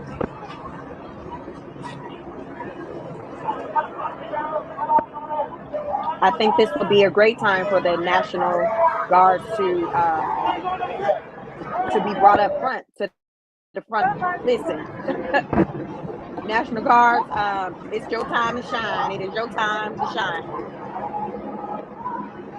John says, we have crazy mayor in the south side of Chicago. We need ICE to be able to come into the city of Chicago and deport illegal immigrants who are taking away the facilities for homeless Americans. Another Democrat ran state. It makes a difference. It makes a difference. California is a Democrat ran state. They just move differently. New York, very different. It's almost like the people just run amok and do what they want to do. Their local governments just have no control. It's a bad look.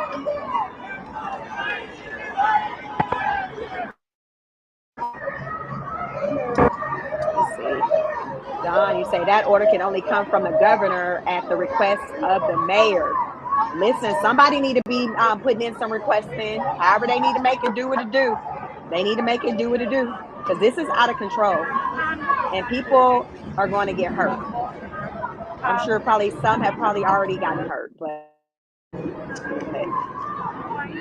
this is day 2 of this madness. Like, how much more are we going to have?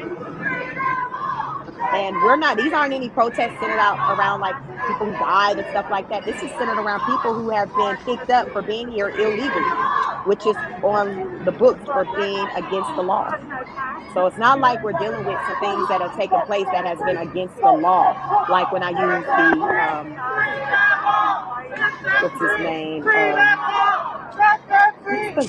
The Rodney, what was that? The Rodney case. Remember the guy who got beat by the police? Can't think of his last name. That was different.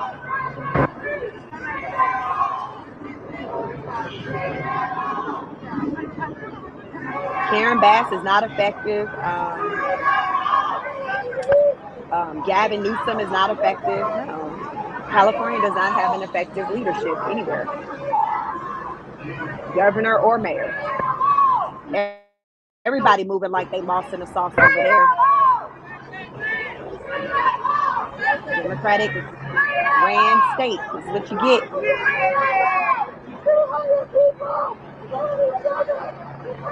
I don't see how they think doing all of this is going to work. Like, really, from what I've seen, protest has never really worked with much of anything. Like, that's, it's a way to kind of get your voice out there, but the protest, it's not really centered around the protest. It's basically the people having the conversations before the people who can really make a difference, getting the people's ear.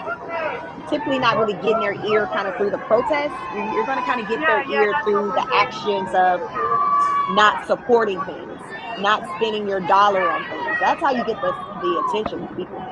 Not by yelling and cussing them out. It's by pulling back your support. Not spending your money with people.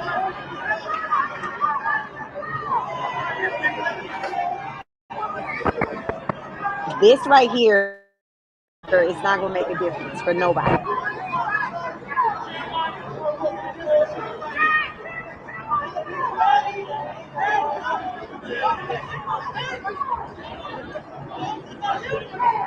On the survey, 89% say yes, I support the mass ICE arrest across the U.S. 11% say no.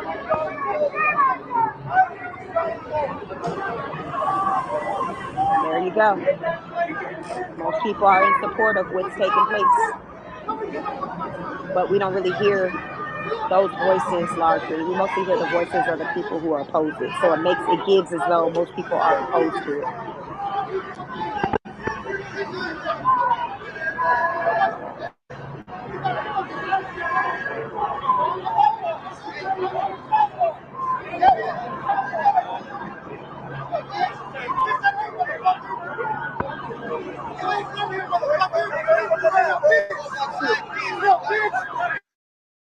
Keep walking, fucker! Keep walking! Fuck my fucking coat for you! Fuck you,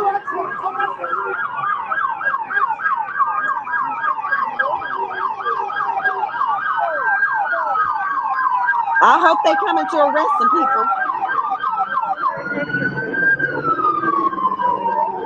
I hope they coming to arrest some people. Let's see if the energy starts to change. That's how you do that! That's how you do that!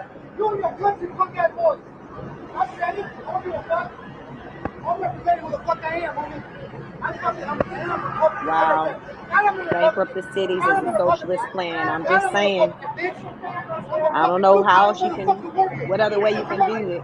I'm telling you guys, you got the wrong motherfuckers. You got the wrong motherfuckers. Yeah, that's what I know. You got the wrong motherfuckers. Wrong motherfuckers. Fuck all that shit. Hey, I'm walking. It's public street, right? Public, right? You want to claim that you guys know better?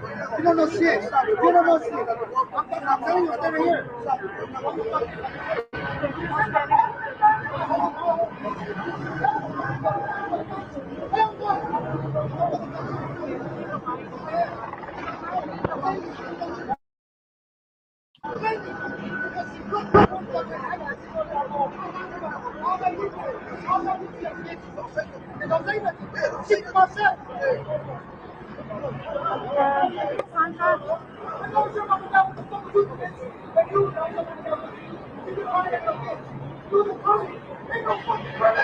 How do you do all of this in another country that's not yours? It's crazy, y'all. I cannot make sense of this. It's the audacity for me. How I think I'm gonna go to Mexico and just do the absolute most over there and think I'm not gonna be dealt with. How's way?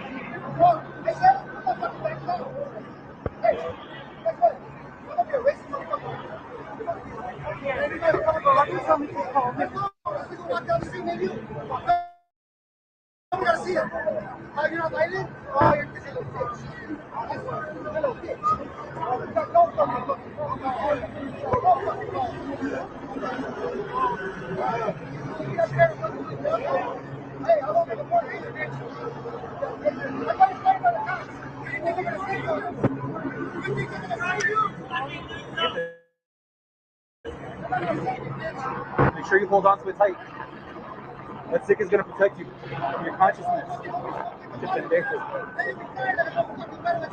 Donald Trump offered them an opportunity to pay $1,000 and apply back to their own country if they self-deported.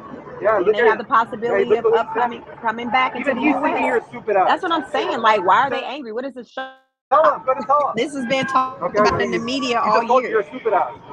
Okay, remember people that. Acting like these people rolled up on their loved ones abrupt, like as though they didn't see it coming. Let me see. Daniel Price, because whether you or anyone else likes or not, immigrants do in fact have a right to due process. Suspension of habeas corpus, however you say that, should bother you. Immigrations are the test run for all of us. Please continue to share your opinions in the chat. Did you vote? Did you complete the poll that I have out there? Are you here for what's taking place or not? Do you feel that, at least like right now, that immigration, like, it's out of control with the amount of illegal immigrants we have in our country? Do you feel like it's just out of control? Like, let's just start there.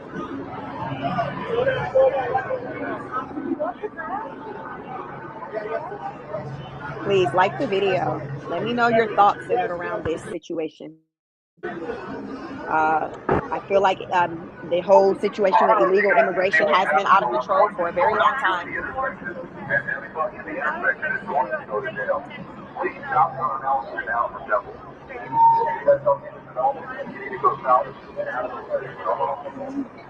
Okay, it sounds like the police are speaking through a little thing they have. I can't think of the name of it, and telling them, I guess, what'll happen. You know, they'll be arrested if they do certain things.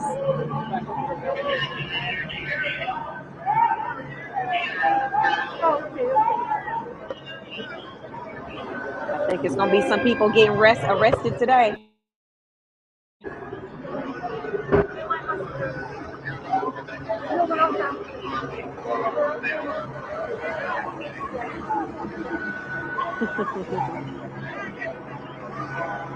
Don said, what the $1,000 gonna do? We can push a food cart through the city for nearly $500 a day.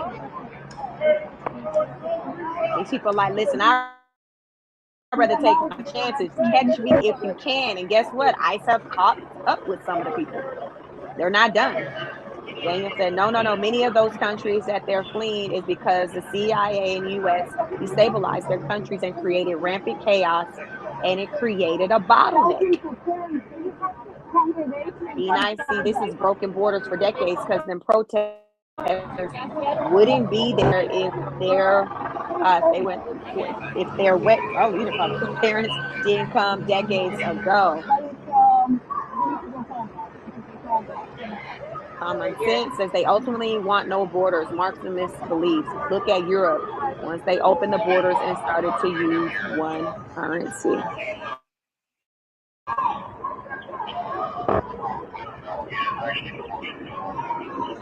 These borders need to be controlled.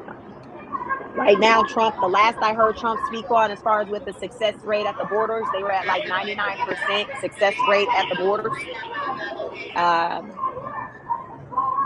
And I think the 1% that is getting through is because there's some authorization for them to be let through. But a 99% success rate at the border is very good. And I think that that's where it needs to stay. I always wonder, once Trump is no longer in office, what's going to happen with all of this? Will things go back to the way it was? Those people who have left, collected a little $1,000, will they just come back on somebody else's watch? I just hope that whoever follows behind Trump has the same energy with protecting the borders, to not just let, any and everybody come over here. It's just not safe for anybody over here when you do that. Crime is already crazy enough with just people who are from here. So I'm not going to put crime here just being rooted or being because of illegal immigrants. No, that is not the case. But illegal immigrants being here has contributed to the crime.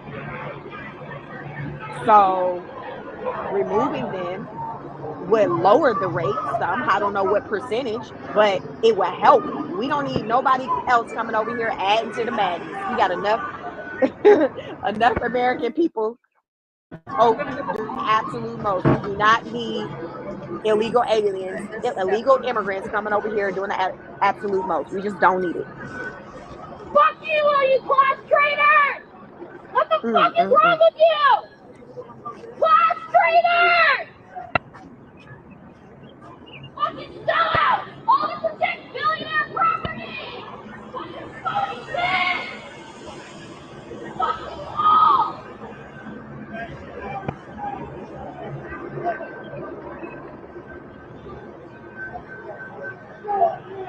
Daniel says, and John, many of them do come here the right way, but they have to file paperwork and wait for the citizenship hearing. That can take years. So lumping all immigrants as criminals is incorrect. No, I don't think all immigrants are. Well, here's the thing. This is what's been said. If you're over here illegally, you have committed a criminal act because you are here illegally. So there's that. Now, the second part to it is if you are here and you're engaging in criminal activity. I do not believe that everyone who is here in the U.S. illegally are here engaging in criminal activity. I do believe that a lot of them are just only guilty of being over here illegally. But the Trump administration says, hey, that is enough. Just for the simple fact you're here illegally, it's enough for us to roll up on you, haul you in this paddy wagon, and take you to the detention center until we have you shipped away back to wherever you want to go outside of the U.S. Sandra, this is not good. Go that way. Hey, what's up, Dr. J? How are you? Happy Saturday. I'm using the StreamYard today, so it's a different type of experience. Nonetheless, it's still going down out here in these American streets.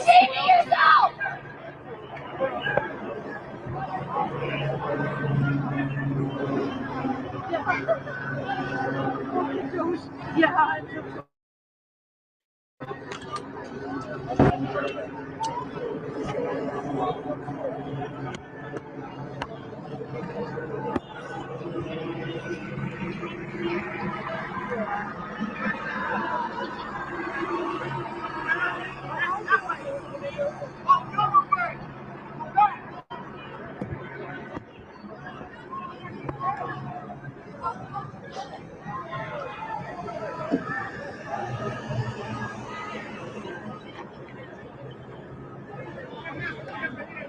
Daniel said, you want to know how much crime in the U.S. is illegal? The U.S. illegals are responsible for less than 0.1%. In fact, 0.09 or less. Most crime in the U.S. are done by domestic citizens. I can believe most crime here is done by, because most people here are, are citizens here of the U.S. So I can definitely believe most of the crime is done by the U.S. citizen.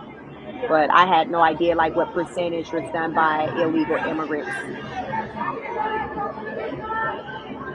I just know we don't need nobody else contributing to it.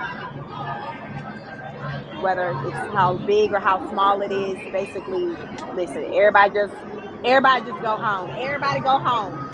Everybody go home. You clear the house with your kids and their friends. Everybody go home. Everybody go home.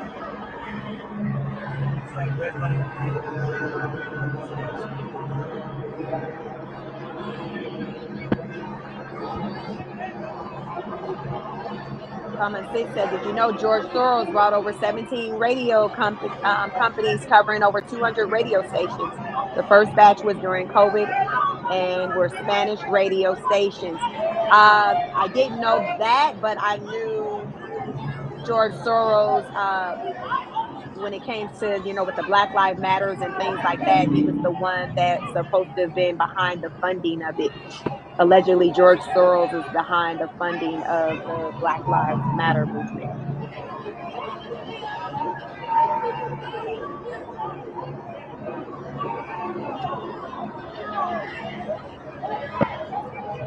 Are you all familiar with George Soros?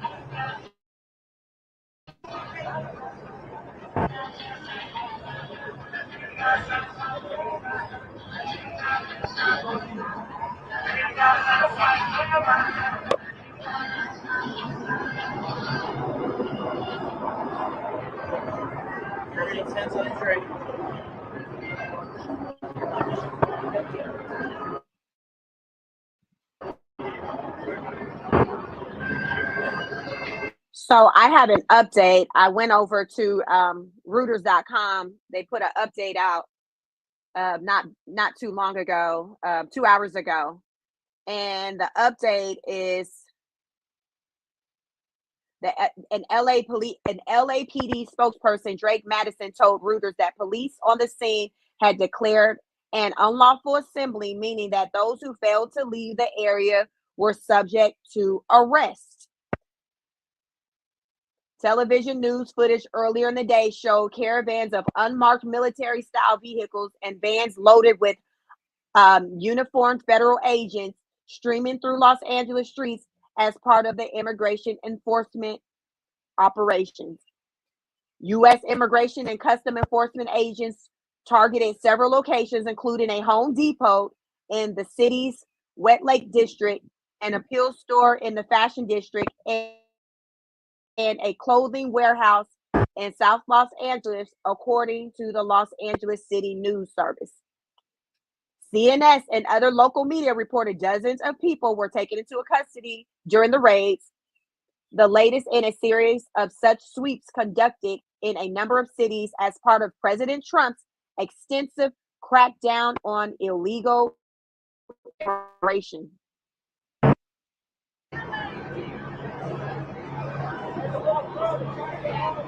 So the police are there. They're likely going to be arresting a good number of people today.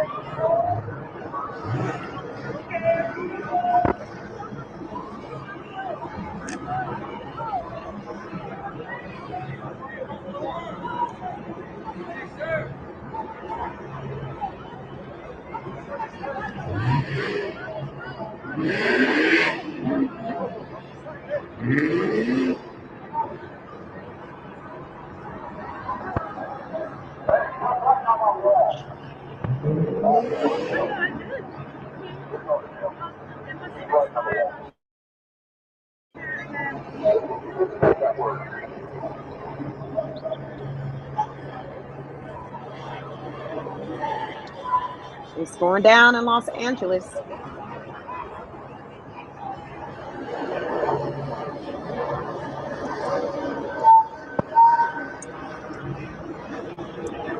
It's going down.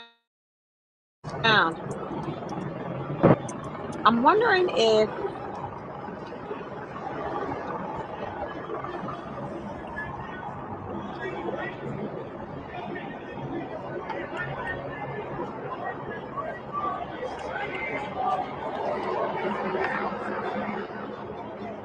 doesn't it? I'm wondering, like, what time is it? Is the sky look like that because of the things that the cocktails, whatever they're throwing, that's making it smoky out there? Because I'm like, okay, is this really live? Because it looks so dark out there now. Look at the sky. Like, I'm in Georgia. I'm ahead of them in time, 3 hours.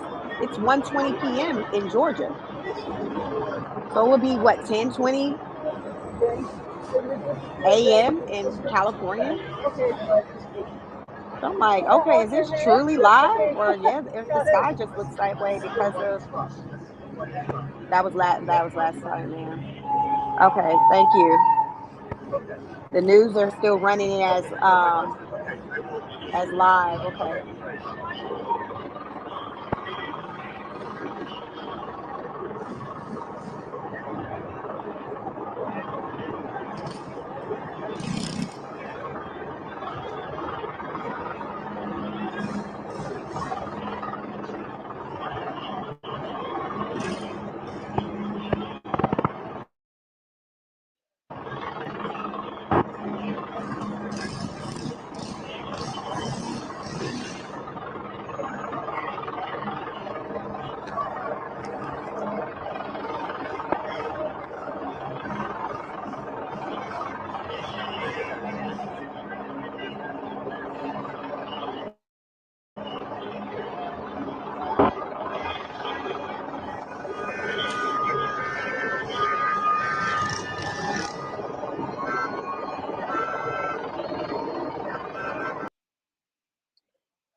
Here's this one. Let me see. Hold on, let me share this one. Let's see.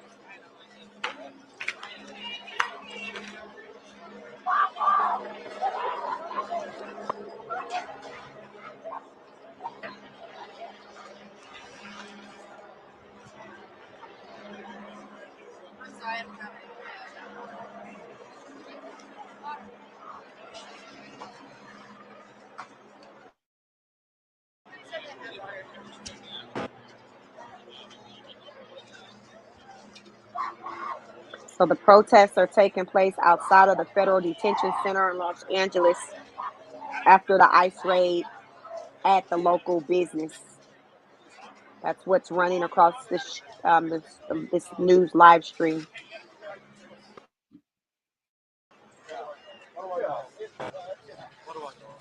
Hey, what's up, Eric? It's going down in the streets of LA.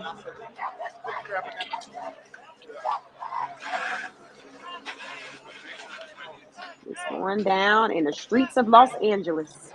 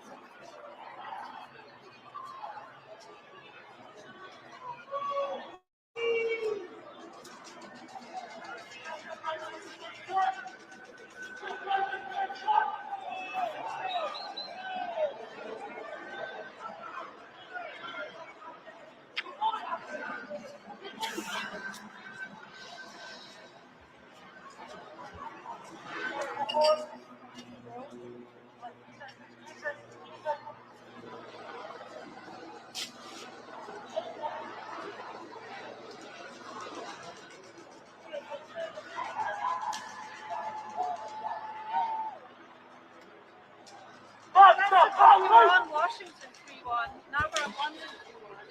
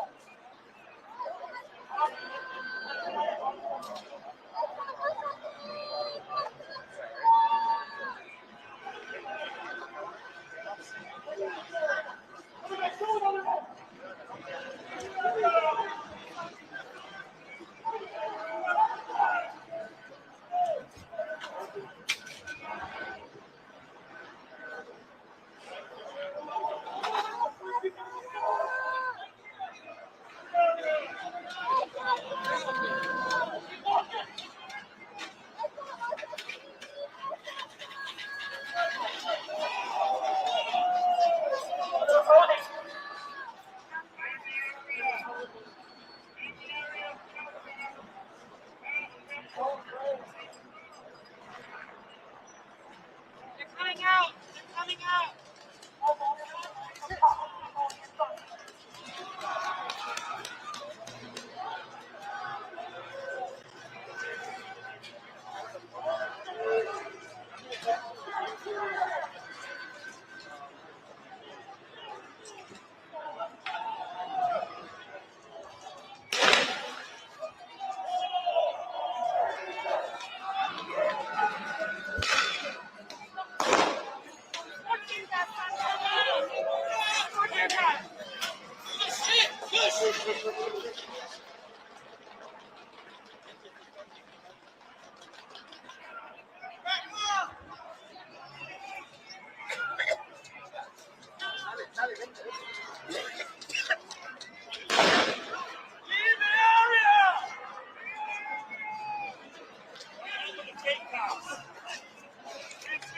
As you can see, Los Angeles is not a sanctuary city. It's a bunch of bullshit.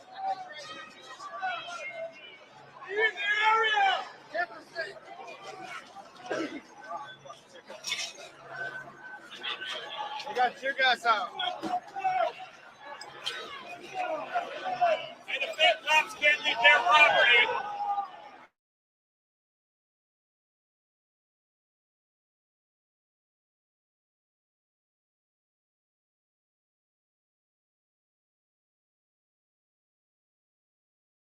Go.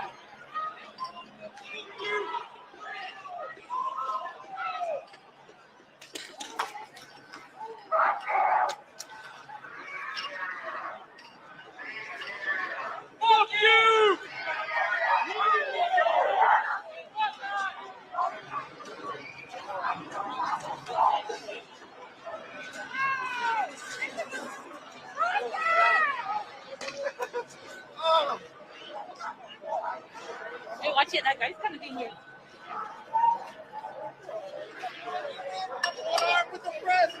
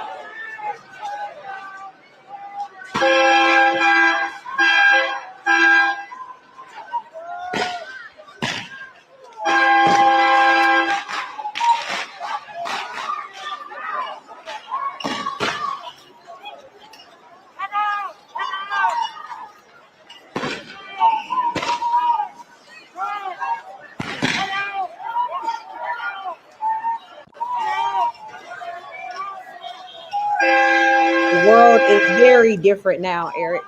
It's real different. Earlier, I think before you joined the live, the people was out there talking about something about our streets.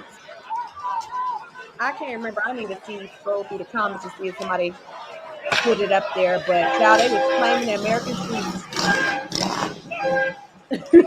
These illegal immigrants talking about these are streets. They said these are streets. I said, Lord Jesus. Jesus, take the wheel. The people that said these are streets with the Mexican flag in tow. Crazy. They make this issue. This is America.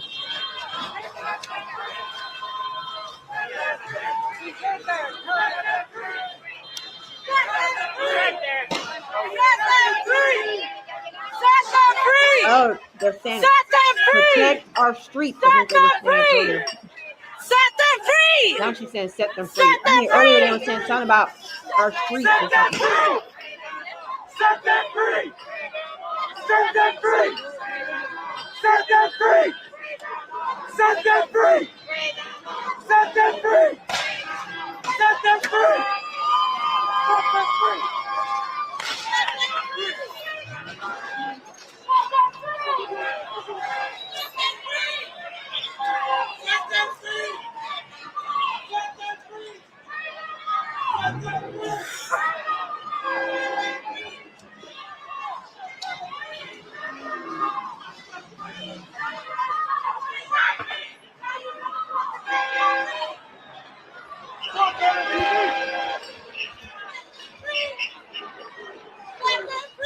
Eric, you said they're getting it popping in Philadelphia too. I almost feel bad. Not so much.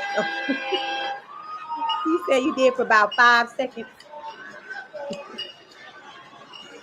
About 5 seconds. Set that free. Set Then you said, hey, this is what I voted for. Set that free. Set that free.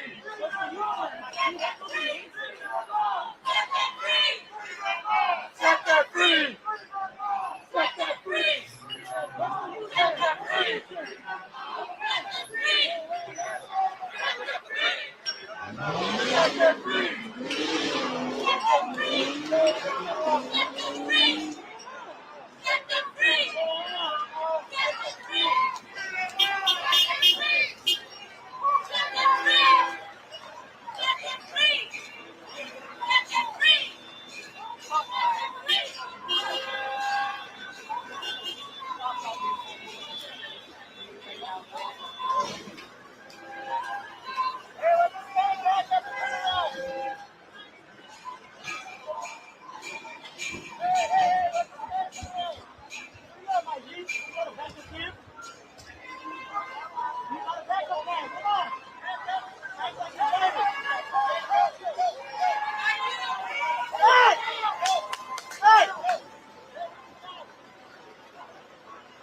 Yo, my boy. Oh, never mind.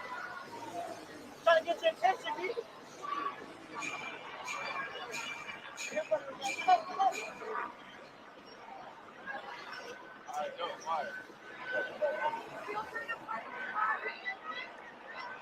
Go round.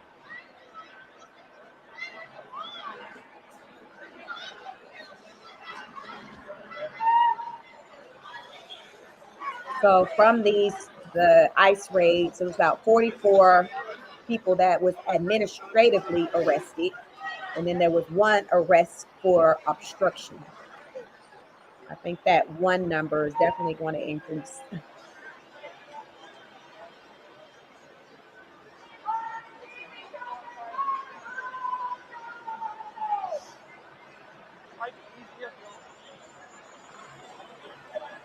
You're welcome to stay though.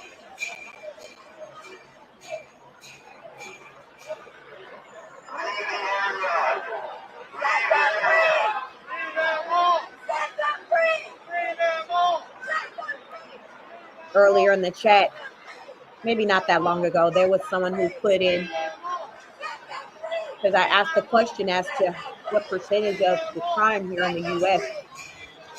is done by someone who's an illegal immigrant. And I think someone put in the chat, I think Don Cotto maybe put in the chat, that the vast majority of the illegal acts that takes place in the U.S. are done domestic, which I can believe. I mean, because there's more American citizens here in the U.S. than illegal immigrants, so that makes sense to me. I think in the comment he said it was like 0.09 or some small number percentage of crime being connected to someone who's an illegal immigrant. I have not done the research yet myself. That's just the data that was shared in the chat today. You may be able to find that data still in the chat. What I have to say about that is, regardless of what the percentage is that is committed by someone who is illegal, our crime is already out of control, as with just American citizens. I don't think that we need to be adding anybody else to that number as far as people who can be here to commit crimes. You're just exacerbating, like the problem is already big enough, so we don't need anybody else coming over here to add to that.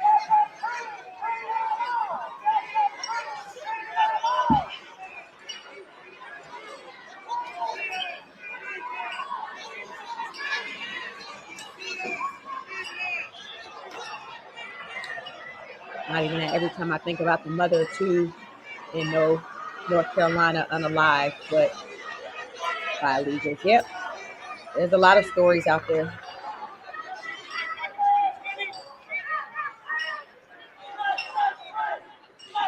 This country should do a charge or a monthly fee of $100 a month. I like that.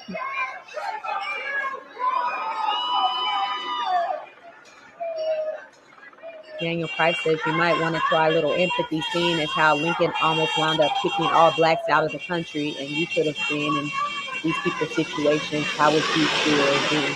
So, going off of today, given that we have laws and policies in place, my response to that is I'm an advocate of you abiding by the rules that are set out, that are aligned. Like, go by the rules. If the rule said to be over here, you need to do this, that, and the third, then do this, that, and the third. If you don't do it, then you can't be over here.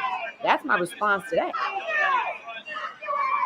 It's not like Trump's trying to do something that's not on the books as being legal.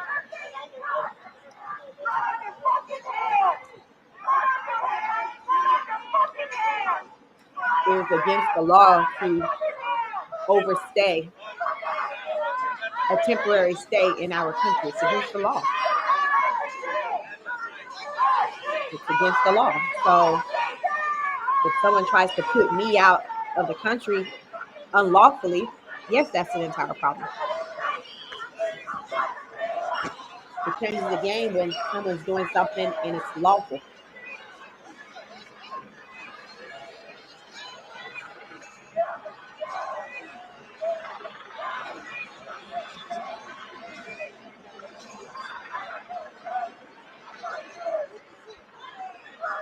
How dare you make a comparison to unwillingly stolen to willingly breaking the law? That's my point. It's different when it's a law. Right now, we're dealing with laws.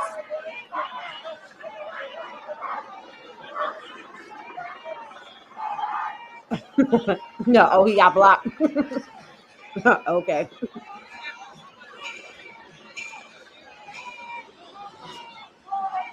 Eric says, Daniel, if you don't have any empathy for the reparations being paid for the descendants of African slaves, I don't give a damn about these illegal immigrants getting deported. And that's really that. Eric said that with his chest, per usual.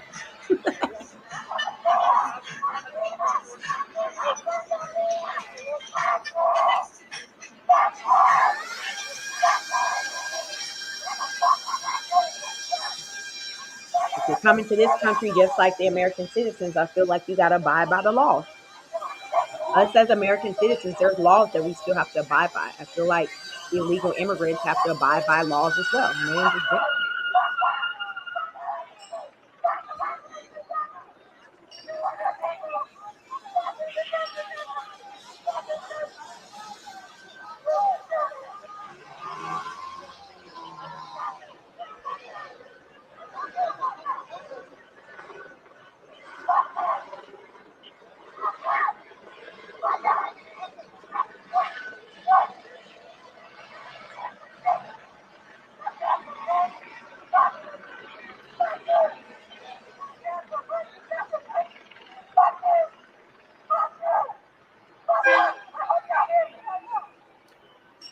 Welcome back, Daniel. Daniel says, no, you can go ahead and stop blocking me because someone's telling the truth you don't want to hear. Most of them do follow the law, but they have to wait for citizenship. So I've said I do not believe that most of them come over here and break the law. I do not believe that at all. But what I am saying is that being over here overstaying the approved amount of time that you were told you can stay in the U.S., that is breaking the law. So you may not be over here committing crime, but when you choose to overstay, now you're committing a crime. Now you're committing a crime. So the Trump administration is saying, hey, we're going to deal with those who overstay, and then we're going to deal with those who, while they're here, they're committing crimes. The priority is the attention on those who are here committing crimes. But we are also looking at those who are here illegally because that is a crime in itself that has been committed. My angel, you said hi, new sub. Welcome. Thank you. It's sad the U.S. is looking like a third world country. That's exactly what it's looking like. I said, hell, we pay too much taxes for all this to be popping off.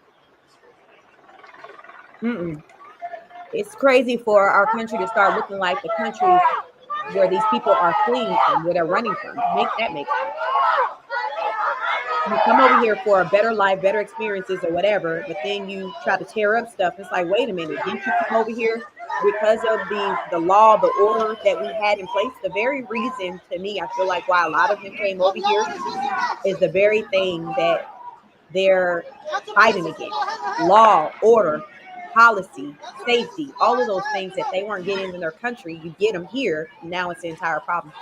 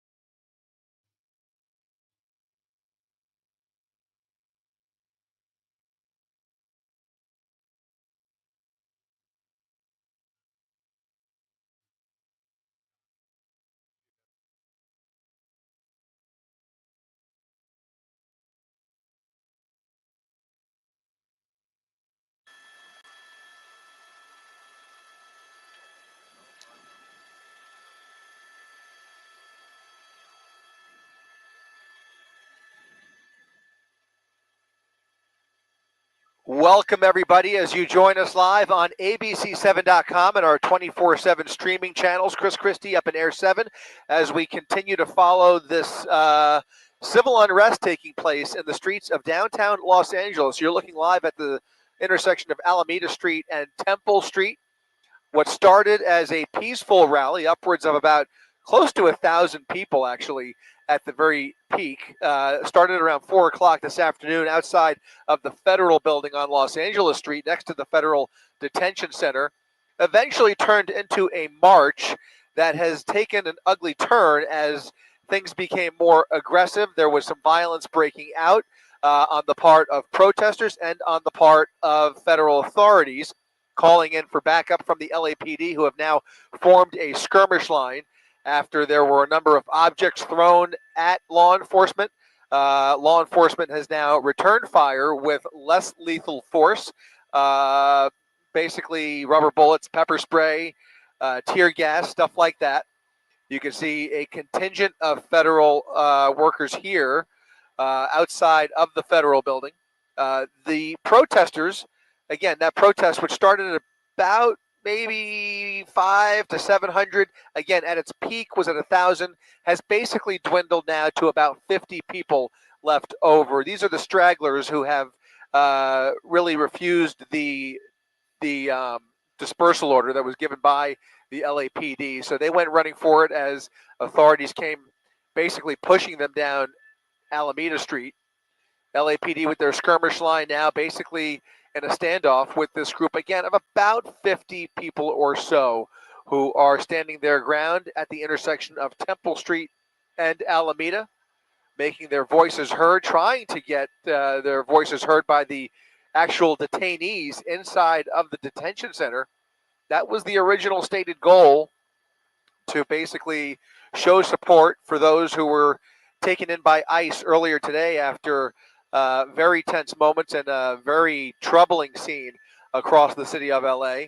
And now you can see that support has dwindled to about a few dozen people who are refusing that dispersal order and continuing to taunt these officers. Officers, again, returning force with less lethal rounds, some tear gas occasionally, some canisters going off. You'll see some flashbangs at some points. And you can see that is now taking place right here as this has come to a pause at Alameda Street and Temple Street.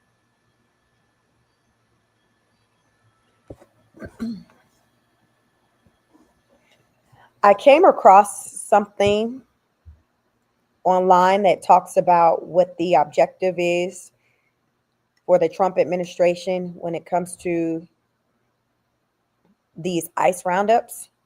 So I'm going to share my screen so you can see. Let's see.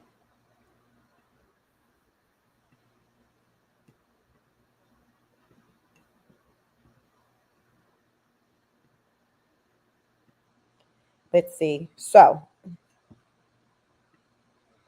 this is what I came across. Let me scroll to the top. The first 100 days of the second Trump administration, key immigration-related actions and developments. So they have a game plan. It's centered around like how many illegal immigrants that they want to round up, broken out by like the day and then for the year. So I'm going to share, we're going to get into what they're wanting to accomplish, because I've talked about it before on this channel, past lives, but now since I'm, live through the StreamYard, I can actually show you where this information is. So let's go. You scroll down to the portion in regards to the illegal immigration roundups. Well, let's look at this. It says key actions: declared a national emergency at the southern border through Proclamation 10886, issued Executive Order 16167, assigning the U.S. military a border enforcement role, deployed or approved upcoming deployments of more than 10,000 service members to the southern border region, spent approximately $376 million on military functions related to border security by the end of March 2025, issued NSPM-4 granting DOD jurisdiction over border lands and authorizing new national defense areas, surveillance, and phase implementations, resumed and expanded border wall constructions. Now, down here, we'll start to get into the numbers. The second Trump administration has set an unprecedented goal of deporting 1 million immigrants per year. Hold on, make sure my charger is plugged in so my laptop won't die. Hold on one moment. Let's see.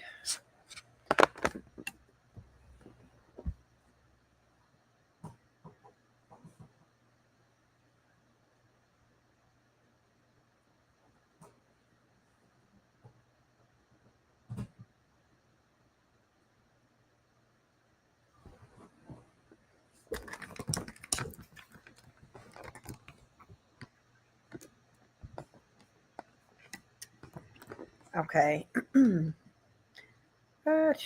So let me see. Can you all still see my screen? Okay. Make sure my I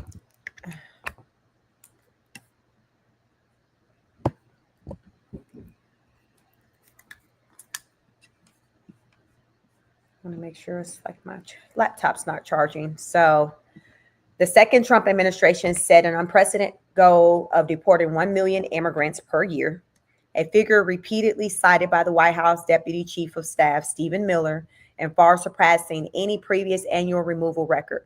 For comparison, during the Trump's first term, total ICE removals peaked at more than 267,000 in fiscal year 2019, with interior removals of people arrested within the U.S., not at the border, reaching 85,958 that year. Under the former President Joe Biden, removals increased sharply in the fiscal year in 2024 to more than 271,000, the highest in a decade. So, yeah, the numbers went up. They should have been going down, but the numbers went up. And like, here we are today dealing with all that we're dealing with because Biden didn't do what he was supposed to do with securing the borders. So they initially wanted, let me see. Let's go back to what they're showing. They initially wanted 1 million immigrants per year. That was the original goal that the Trump administration had. 1 million per year.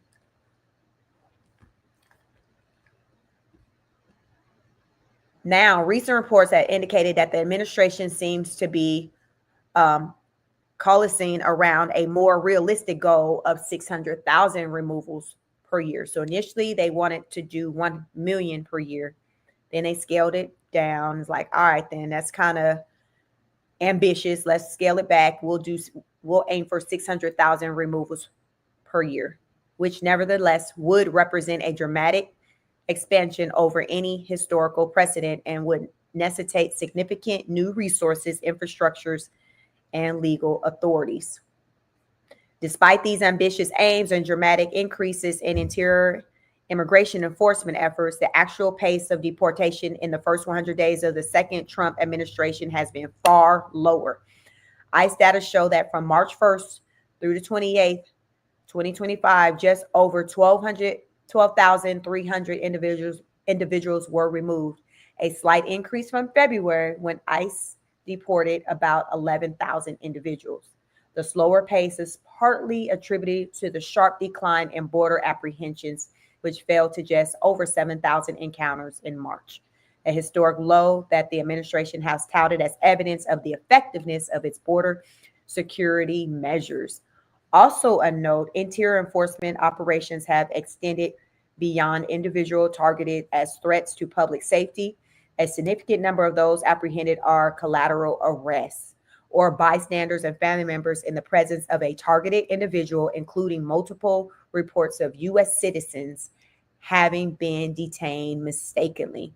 So I've heard the Trump administration talk about, hey, while we're out aiming to get those who are out here committing crimes, as we're doing that, and if we come across anyone else who we identify as being here illegally, we'll go ahead and take them too. We'll take them too. So that's why, you know, there's some people like who've been here like, yo, I just been working, taking care of my family, doing what I'm supposed to do. Yes, I'm here illegally, but I haven't been getting into any trouble. But if the Trump administration learn that you're here and it's not legal and it's not legally, they'll still take you away. So that's how a lot of people are being taken away. Just kind of like what they say, casualties. So that's the situation with that. Hold on, let me try again with my charger.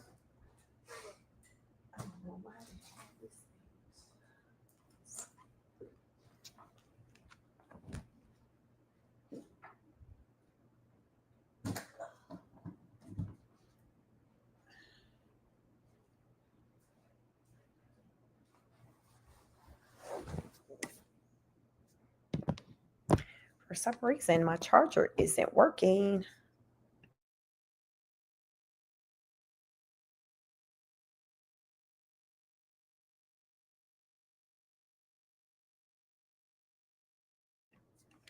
All right, so that's on that.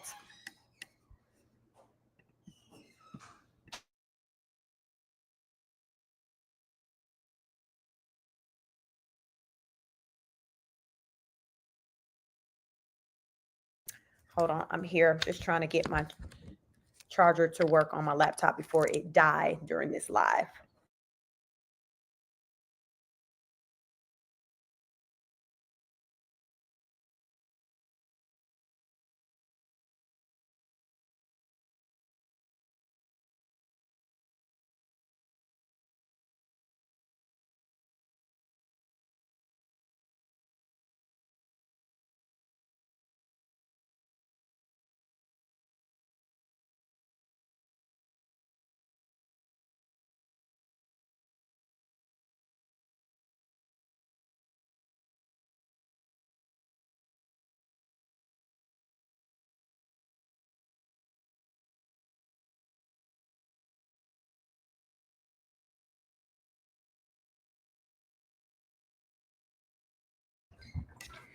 All right, technical difficulties. Let's see what else this article is saying.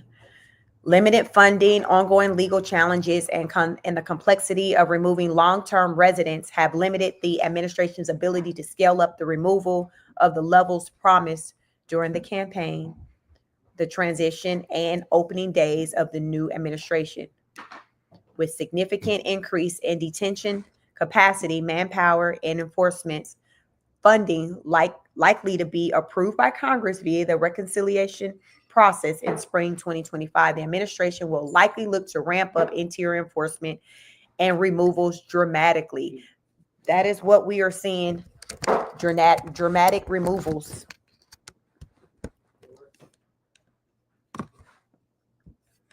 No. So maybe it's my laptop. Dang, I love this show. Nobody's doing it. Thank you so much, Eric. I might have to start a new life. I'm trying to work through a technical matter. My laptop, for some reason, isn't charging, so I don't want it to go out. My son's helping me now with trying to see what's the deal to get it to charge. But I may end up, I don't know what's going on. I may have to power and shut my laptop off and come back.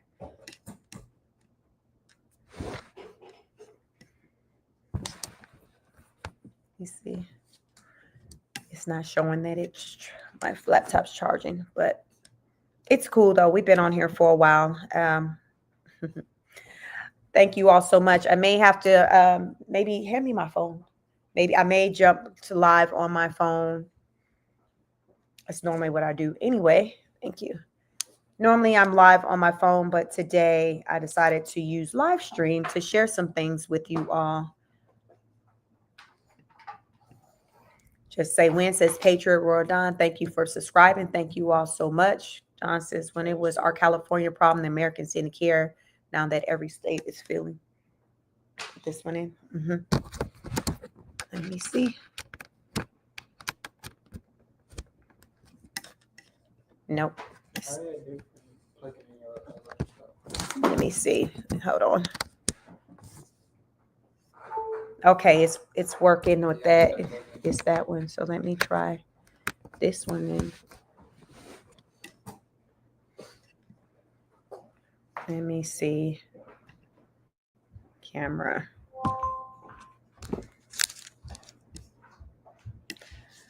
Oh.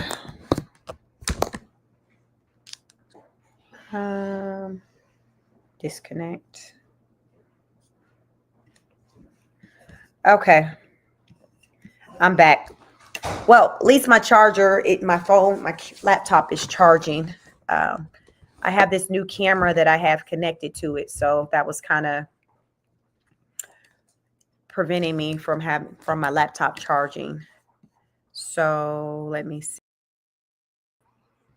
That's fine. Okay, there we go.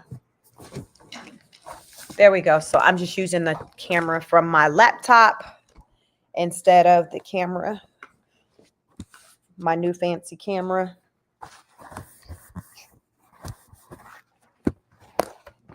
Okay, so let's see. Let's get back to it.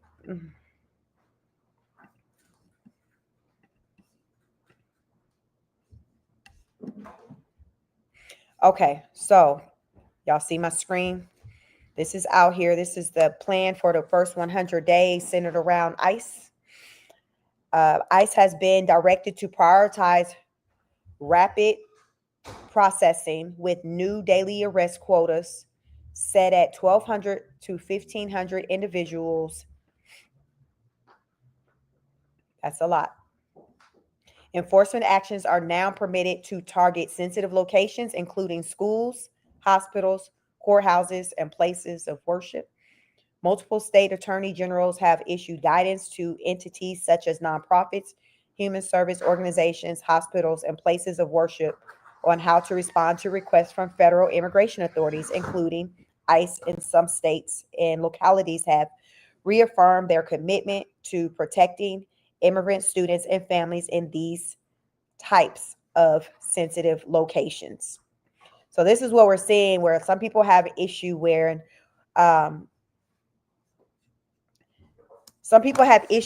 where the ICE is kind of going.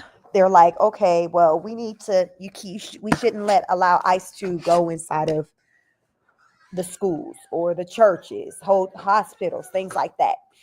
And the Trump administration is like, no, we're going to go wherever they are. How about that? We're going to go wherever they are. So that's kind of been their energy since Trump has been in office this time around, is by any means necessary, we're going to get these people. We got over 600,000 that are in the streets, and we need to round them up and send them on their way. Yeah.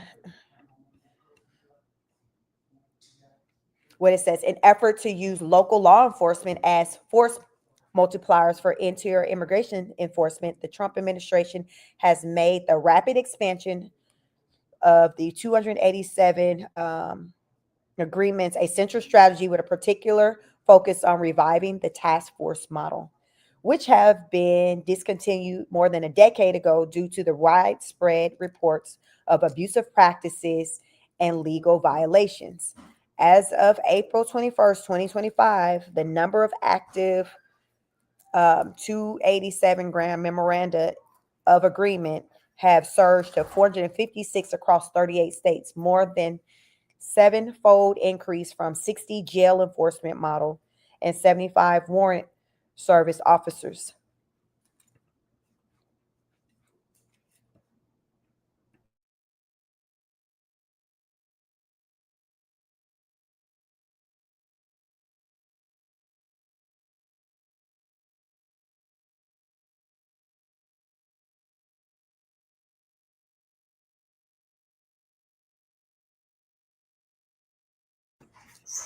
All right. So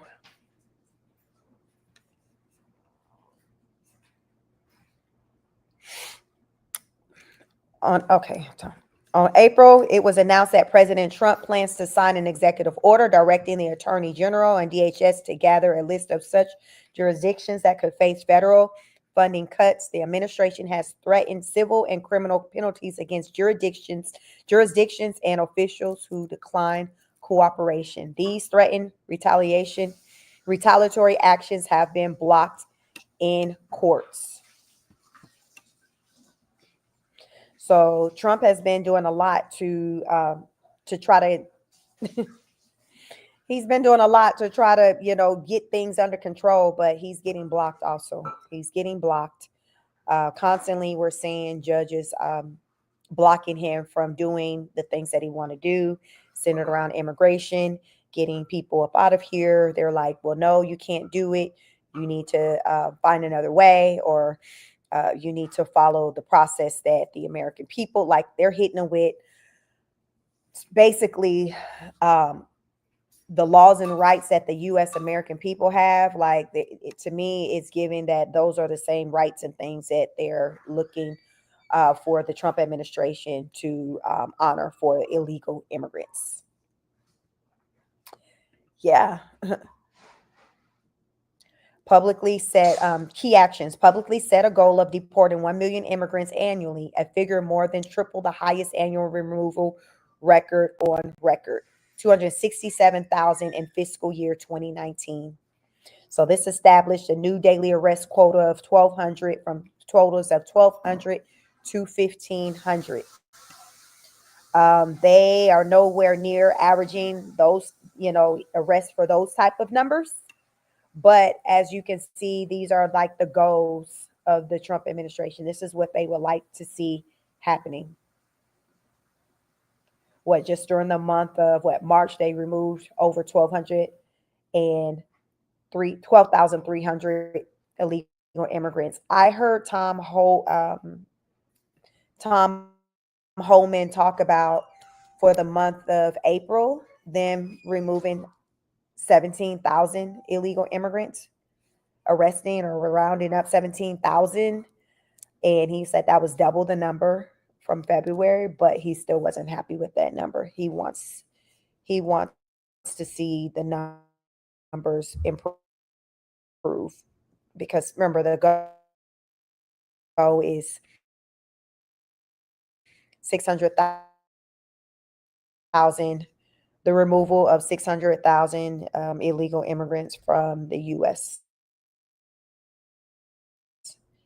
in a calendar year. That is the goal. And they're nowhere near reaching that goal. So they got some catching up to do. And that's why I've been reporting these aggressive actions that we are seeing pertaining to the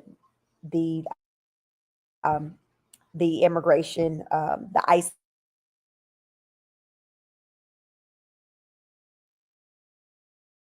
arrest.